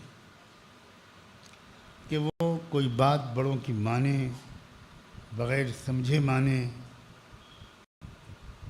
بہت کم ہوتی ہے. ان کو اس کے لیے زیادہ کوشش اور محنت کرنی پڑتی، اور کہنا ماننے کا مزاج بھی کم ہوتا ہے.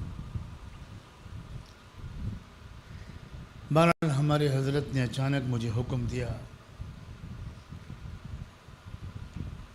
اور واقعی میں بہت گھبرا گیا کہ میں لکھنؤ کی زندگی چھوڑ کر، یہاں پورا خاندان بھی ہے، ادارے بھی ہیں، سبھی کچھ ہے، کیسے کسی اجنبی جگہ جا کر بسوں گا.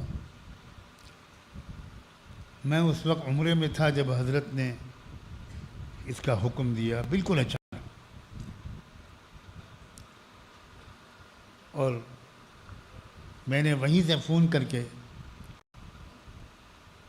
مولانا سلامت اللہ صاحب سے اور ایک اور نوجوان دوست سے کہا کہ بھئی حضرت نے یہ انگلی رکھی ہے انڈیا کے میپ پر. کیا بتائیں تم لوگوں کو. مولانا پورا واقعہ سنا دوں؟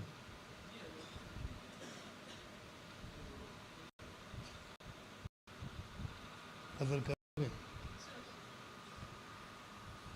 سن لو. آج میں نے کبھی اب تک یہ واقعہ سنایا نہیں.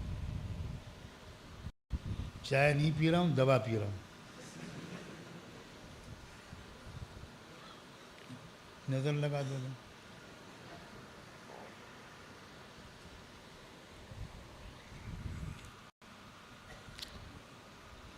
میں مسجد نبوی میں بیٹھا ہوا تھا. حضرت آگے تشریف رکھتے تھے، میں ان کے پیچھے. مغرب کی نماز کی نفلیں پڑھنے کے بعد حضرت نے پیچھے مڑ کر مجھے دیکھا اور بلایا، اور مجھ سے یہ فرمایا کہ مولانا بلکہ حضرت تو مجھے خود حضرت کہتے تھے، وہ تو میں نقل بھی نہیں کر سکتا، کیا انڈیا کا میپ مل سکتا ہے؟ اچانک میں نے کہا انشاءاللہ میں کوشش کروں گا کل تک. فرمایا اگر ابھی مل جائے تو اچھا ہے. اب میں گھبرا گیا کہ مدینے میں بھارت ورش کا نقشہ کہاں ملے گا.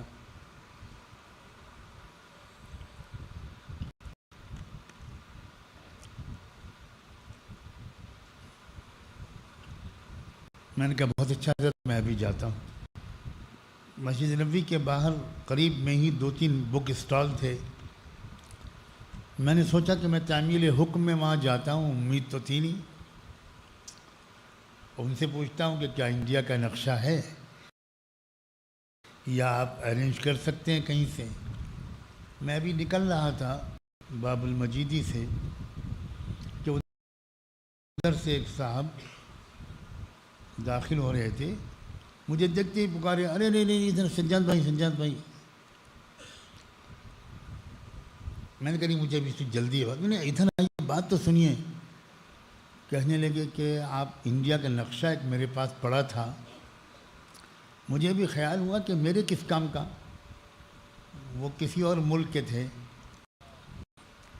تو وہ میں نے سوچا کہ آپ اس وقت مل جائیں گے حرم میں، تو میں بھاگتا ہوا آ رہا ہوں کہ عشاء کی اذان سے پہلے آپ مل جائیں تو میں آپ کو دوں.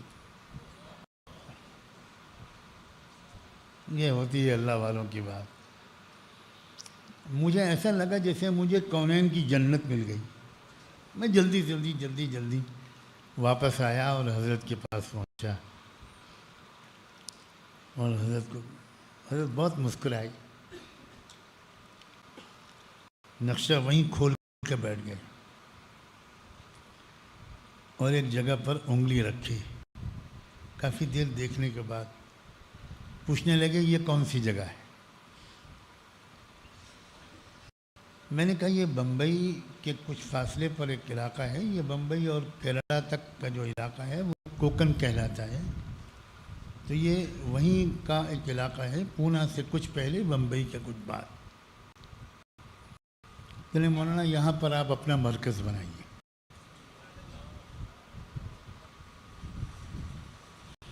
میرا تو پسینہ آ گیا کہ یا اللہ، اجنبی جگہ، میرا مزاج ہی نہیں، میں لکھنؤ چھوڑوں گا کیسے؟ میں نے کہا جی اچھا، اور کیا کہتا ہوں؟ اس کے بعد رات میں کھانے کے دسترخوان پر میں نے کہا حضرت انشاءاللہ دیکھتے ہیں وہاں پہ کوئی جگہ مل گئے تو ایسا کر لیں گے کہ آتے جاتے رہیں گے۔ فرمایا ہاں شروع کچھ دن ایسے ہی کیجیے گا، پھر تو آپ کا مرکز انشاءاللہ وہیں بنے گا۔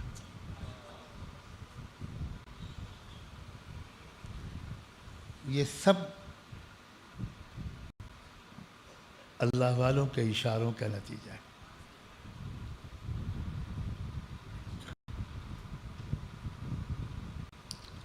الحمدللہ اللہ تعالی ہماری میری کوتاہیوں کو معاف فرمائے اور ان کی امیدوں کو پورا کر دے۔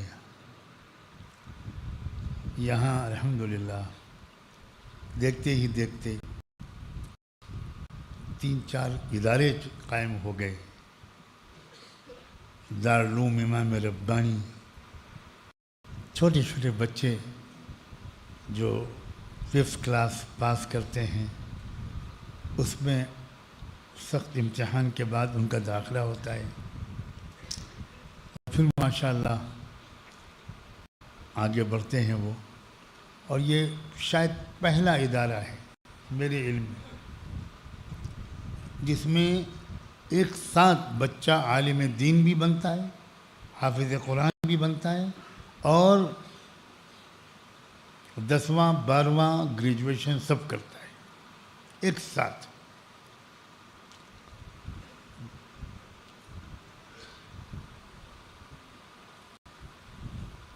میری معلومات کی حد تک جہاں تک میں سمجھتا ہوں، ہمارے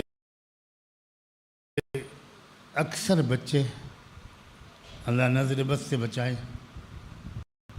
سنجیدہ ہیں، محنت کرتے ہیں، استاذوں کا ادب کرتے ہیں، اور ماشاءاللہ ان کو کھیلنے کا ہنسنے کا خوب موقع دیا جاتا ہے۔ کئی کمیاں ہیں جس کے لیے ہم لوگ بہت پریشان ہیں، مثلا بچوں کے لیے کوئی کھیل کا میدان ابھی تک ہم نہیں بنا سکے، ادھر ادھر بچے کھیلتے ہیں، لیکن جس طرح باقاعدہ ایک پلے گراؤنڈ بچوں کے لیے ہونا چاہیے وہ ہم اپنے ان بچوں کو ابھی تک پرووائڈ نہیں کر سکے، بہت بڑی کمی ہے، یقیناً مجھے احساس ہے۔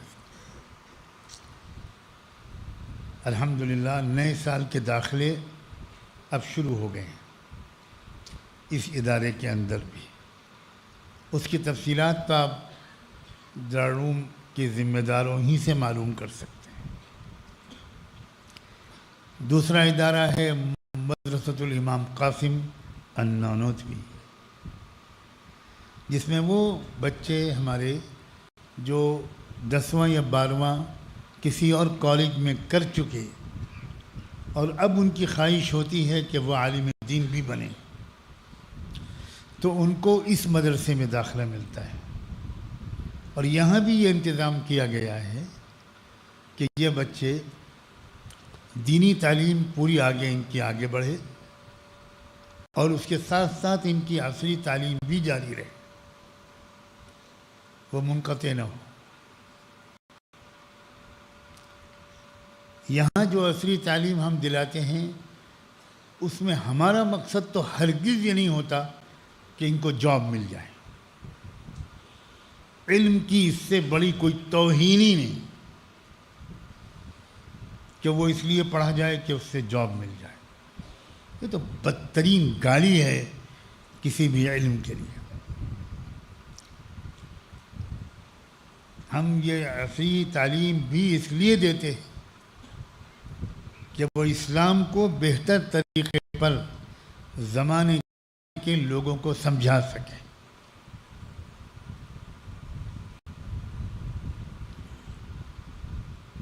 اگر میں نے لاء کی کتابیں اتنی نہ پڑھی ہوتی، پولیٹیکل سائنس کی کتابیں نہ پڑھی ہوتی، سوشل سائنسز کی کتابیں نہ پڑھی ہوتی، ورلڈ ہسٹری کی کتابیں اتنی نہ پڑھی ہوتی، وغیرہ وغیرہ وغیرہ، تو ظاہر ہے میں نوجوانوں سے اس ٹوٹے پھوٹے انداز سے بات کر لیتا ہوں، میں نہ کر پاتا۔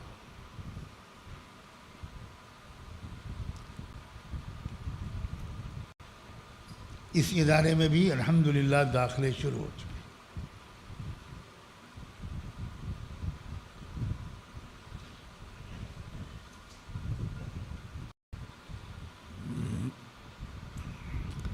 ایک تیسرا ادارہ ہے، جو لوگ دینی مدارس سے، بڑے مدارس سے دورہ وغیرہ کر کے فاضل ہو جاتے ہیں، فارغ ہو جاتے ہیں، افتاء کی سند بھی لے لی، تکمیل بھی کر لیا، دورہ بھی کر لیا، لیکن وہ مزید کسی جگہ رہ کر اسلام کو گہرائی سے سمجھنا چاہتے ہیں، بصیرت حاصل کرنا چاہتے ہیں، شریعت کی حکمت اور اسرار کو سمجھنا چاہتے ہیں۔ ان کے لیے ایک ادارہ ہے معہد الامام ولی اللہ دہلوی۔ الحمدللہ پہلے ادارے کا نام امام ربانی حضرت مجدد الفسانی کے نام پر رکھا گیا، دوسرے ادارے کا نام حجت الاسلام حضرت مولانا قاسم نانوتوی کے نام پر رکھا گیا، تیسرے ادارے کا نام حضرت شاہ ولی اللہ کے نام پر رکھا گیا۔ جو مدارس کے فارغین ہوتے ہیں ان کا بھی امتحان ہوتا ہے، اس کے تحریری بھی اور زبانی بھی، اس کے بعد ان کا انتخاب کیا جاتا ہے۔ وہاں بھی شاید داخلے غالباً آج کل ہو رہے ہیں۔ ایک چوتھا ادارہ ہے نعمانی پبلک اسکول، چھوٹے بچوں کا، نرسری کے جی وغیرہ، بالکل چھوٹے بچے، وہ ریزیڈینشل اور رہائشی نہیں ہے، وہ صرف مقامی بچے اس میں آ سکتے ہیں۔ اللہ کا شکر یہ ادارے چل رہے ہیں۔ ان اداروں کا تعاون بھی ہونا چاہیے، ان اداروں میں داخلے اللہ کرے اچھے طالب علم ملے۔ ہمارے اساتذہ میری معلومات کے مطابق انتھک محنت کرتے ہیں۔ پھر اللہ کا شکر ہے کہ اچھی کشادہ مسجد کی تعمیر شروع ہوئی۔ اب یہ خالی انشاءاللہ صرف روایتی معنی میں مسجد نہیں ہوگی، یہ ایک تعلیمی تربیتی مرکز ہوگا۔ ہمارے پاس مہمان خانہ نہیں ہے، کتنے مہمان آتے ہیں، آج بھی موجود ہیں، بہت سی فیملیز، ان کے ٹھہرنے کی کوئی جگہ نہیں ہے ہمارے پاس، بڑی شرمندگی ہوتی ہے، بہت پریشانی ہوتی ہے۔ سینکڑوں لوگ آنا چاہتے ہیں مگر اسی دقت کی وجہ سے بیچارے مجلس کے دنوں میں نہیں آتے۔ یہ جو سامنے آپ کی عمارت بن رہی ہے، اس کا نام بھی مولانا سلامت اللہ ہی نے تجویز کیا ہے، میں نے کوئی نام اس کا نہیں رکھا، مولانا نے رکھا اور میں نے کہا بہت اچھا، اس کا نام رکھا گیا ہے مرکز الخلیل۔ اللہ کرے اس کو نسبت خلیلی، نسبت ابراہیمی حاصل ہو۔ اس میں لائبریری بھی ہوگی، مہمان خانہ بھی ہوگا، اس کا ایک پورا حصہ مستورات کے لیے الگ ہوگا، ان کا وضو خانہ الگ، ان کے واش روم الگ، ان کی انٹری اور ایگزٹ الگ، مستورات آئیں گی بڑی عزت کے ساتھ، وہ وہاں بیٹھ کے مجالس میں شریک ہوں گی، مہمان خانہ بھی ہوگا، لائبریری بھی ہوگی، ڈیجیٹل لائبریری بھی ہوگی، ایک چھوٹا سا آڈیٹوریم بھی ہوگا انشاءاللہ۔ تو بھائی عزائم تو بہت ہیں، مگر ہم بالکل فقیر ہیں۔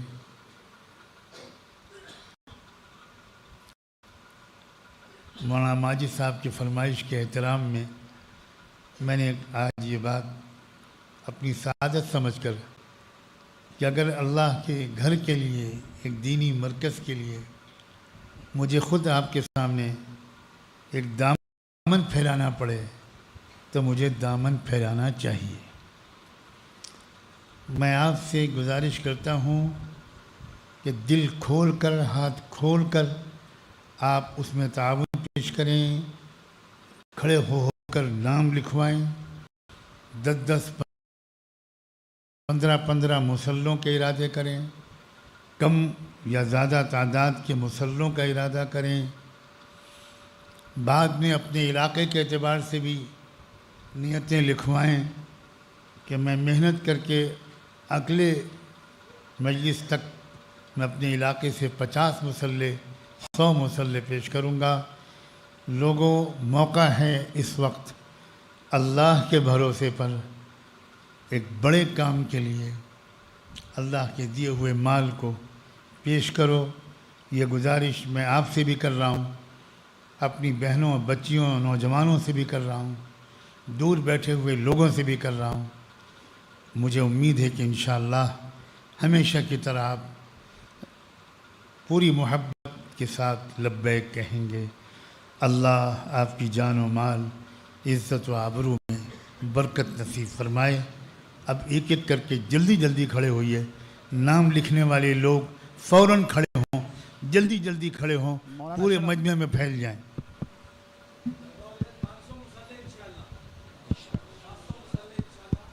اللہ اکبر، انشاءاللہ۔ یہ ہمارے انیس بھائی ہیں بھساول کے،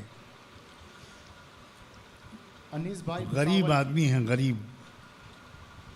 یہ ارادہ کر رہے ہیں کہ انشاءاللہ میں 500 مسلے کے لیے پیش کروں گا۔ یہ مجھ سے رات ملے تھے اور کہا تھا مجھے اجازت دے دیجئے، میں دامن پھیلا کر گھر گھر جا کر بھیک مانگوں گا۔ اللہ جزائے خیر۔ آمین۔ ہمارے مہد کے طلبہ فوراً کھڑے ہو جائیں۔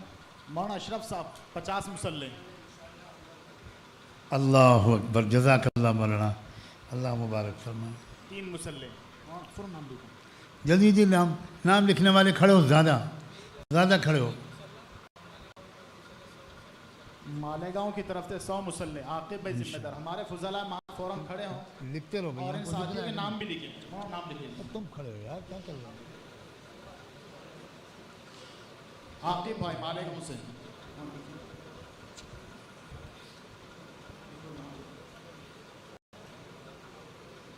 میں تو آج ہمارے یہاں موجود تمام ساتھیوں سے امید رکھوں گا کہ جب حضرت والا نے اعلان کیا تو شاید ہم میں سے کوئی بندہ نہیں رکے گا پیچھے، سب لوگ لکھائیں گے۔ لکھنے والے تھک جائیں۔ جی بتائیے، کھڑے ہو کر اظہار کریں۔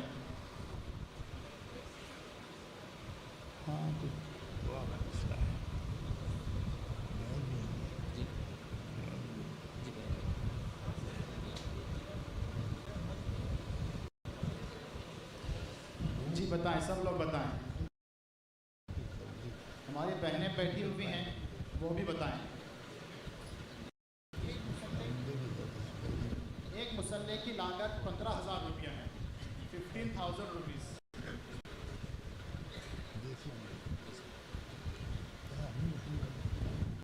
جی سب لوگ بتائیں۔ مولانا پیچھے دیکھیں، ساتھی نام لکھا رہے ہیں۔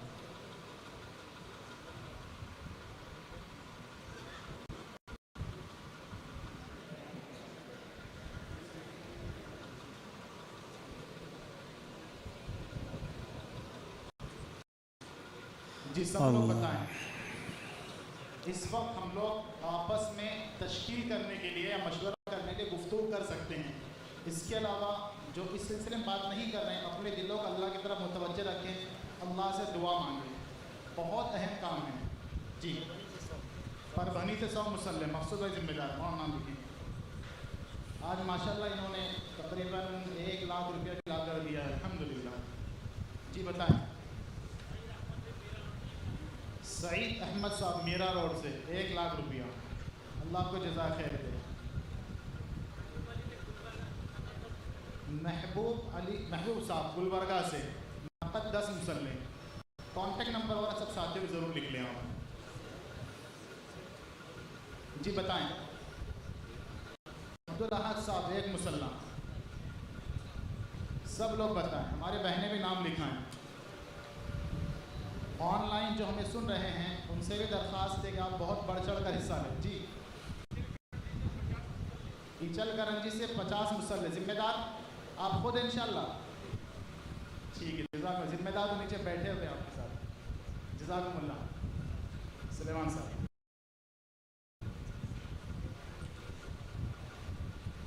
صبا شیخ صاحبہ کی طرف سے 2 مسلوں کے پیسے آن لائن آئے ہیں. جزاکم اللہ. حضرت والا نے ابھی بھی وہ باتیں نہیں رکھے جس کی بہت شدید ضرورت ہے. حضرت والا کئی دفعہ انتظامیہ کے سامنے بچیوں کے مرتد ہونے کی خبریں آتی ہیں ٹڑ کے رہ جاتے ہیں. ابھی کچھ دن پہلے محمد سلامت اللہ صاحب خود بتا رہے تھے کہ میں حضرت سے بہت ساری باتیں کرنے کے لیے گیا لیکن وہاں پر یہ خبر کسی نے بتا دی کہ اتنی بچیاں مرتد ہوئی ہیں. ہم لوگ اپنی بات نہیں کر سکتے. حضرت والا وہاں پر کہتے نہیں مجھے جلدی لڑکیوں کا ادارہ قائم کرنا ہے, میں ان کی تربیت کروں گا. جب انتظامیہ بات آتی تو ہم لوگ سب نیچے سر کر کے بیٹھ جاتے ہیں. حضرت اسے ممکن ہے نہیں. تو حضرت مطلب کڑ کے رہ جاتے ہیں. بڑے بڑے تقاضے ہیں اور ہم لوگ گزشتہ کئی سالوں سے ایک ہی تقاضا آپ کے سامنے رکھ رہے ہیں. یہ پیچھے والی بلڈنگ آپ دیکھ رہے ہیں انجینئرز کے بقول یہ بہت ہی زیادہ کمزور ہو گئی ہے. کسی وقت اللہ نہ کرے دعا کرے دھوکہ دے سکتی ہے. اس کی ارجنٹ رینویشن کا کام کرنا ہے. بڑے بڑے ارجنٹ تقاضے ہیں. سب لوگ بتائیں.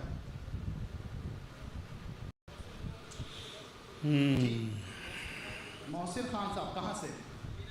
نمبر لے لیا آپ نے. محسن خان صاحب میرا روڈ سے 10 مسلے. سہیل بھائی کی طرف سے 2 مسلے. جو احباب آئے ہیں نقد دینا چاہتے ہیں وہ نقد دے سکتے ہیں.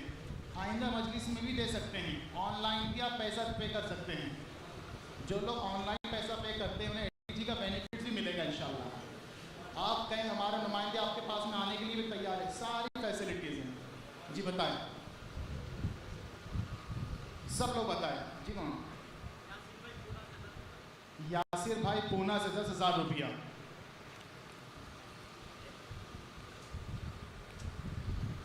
جی بتائیں. سب لوگ بڑھ چڑھ کر حصہ لیں. اللہ آپ کو جزائے خیر دیں. ماشاءاللہ ابھی تک جو کام آپ دیکھ رہے ہیں کافی اونچا کام ہو گیا. یہ سب آپ ہی لوگوں کا دین ہے الحمدللہ.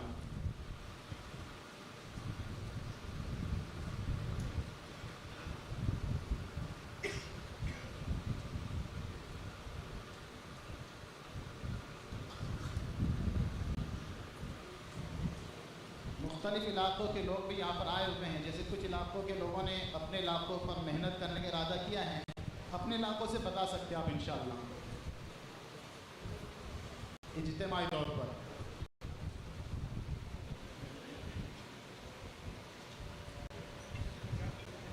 ابو بکر ملا صاحب کولہاپور سے 50 مسلح انشاءاللہ. اور نام لکھ لیجیے ابو بکر ملا صاحب.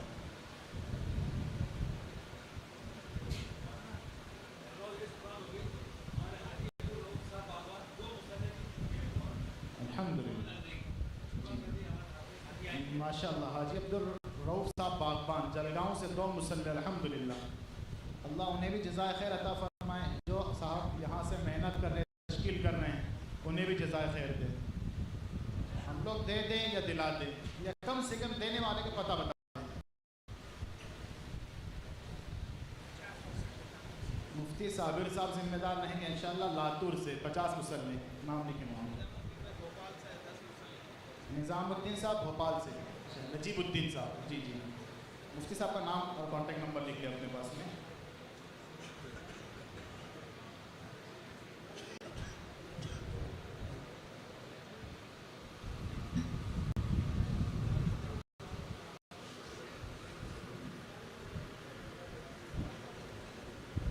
جی ساتھی آپس میں اپنے گھر والوں سے یا اپنے ذمہ داران سے مشورہ بھی کر سکتے فون وغیرہ کے ذریعے.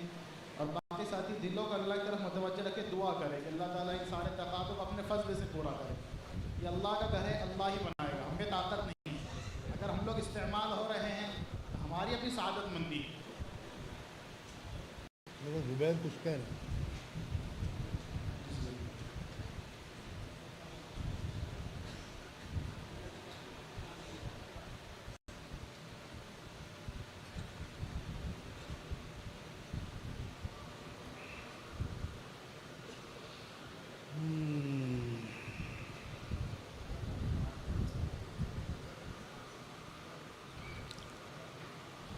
جی بتائیں، سب لوگ بتائیں.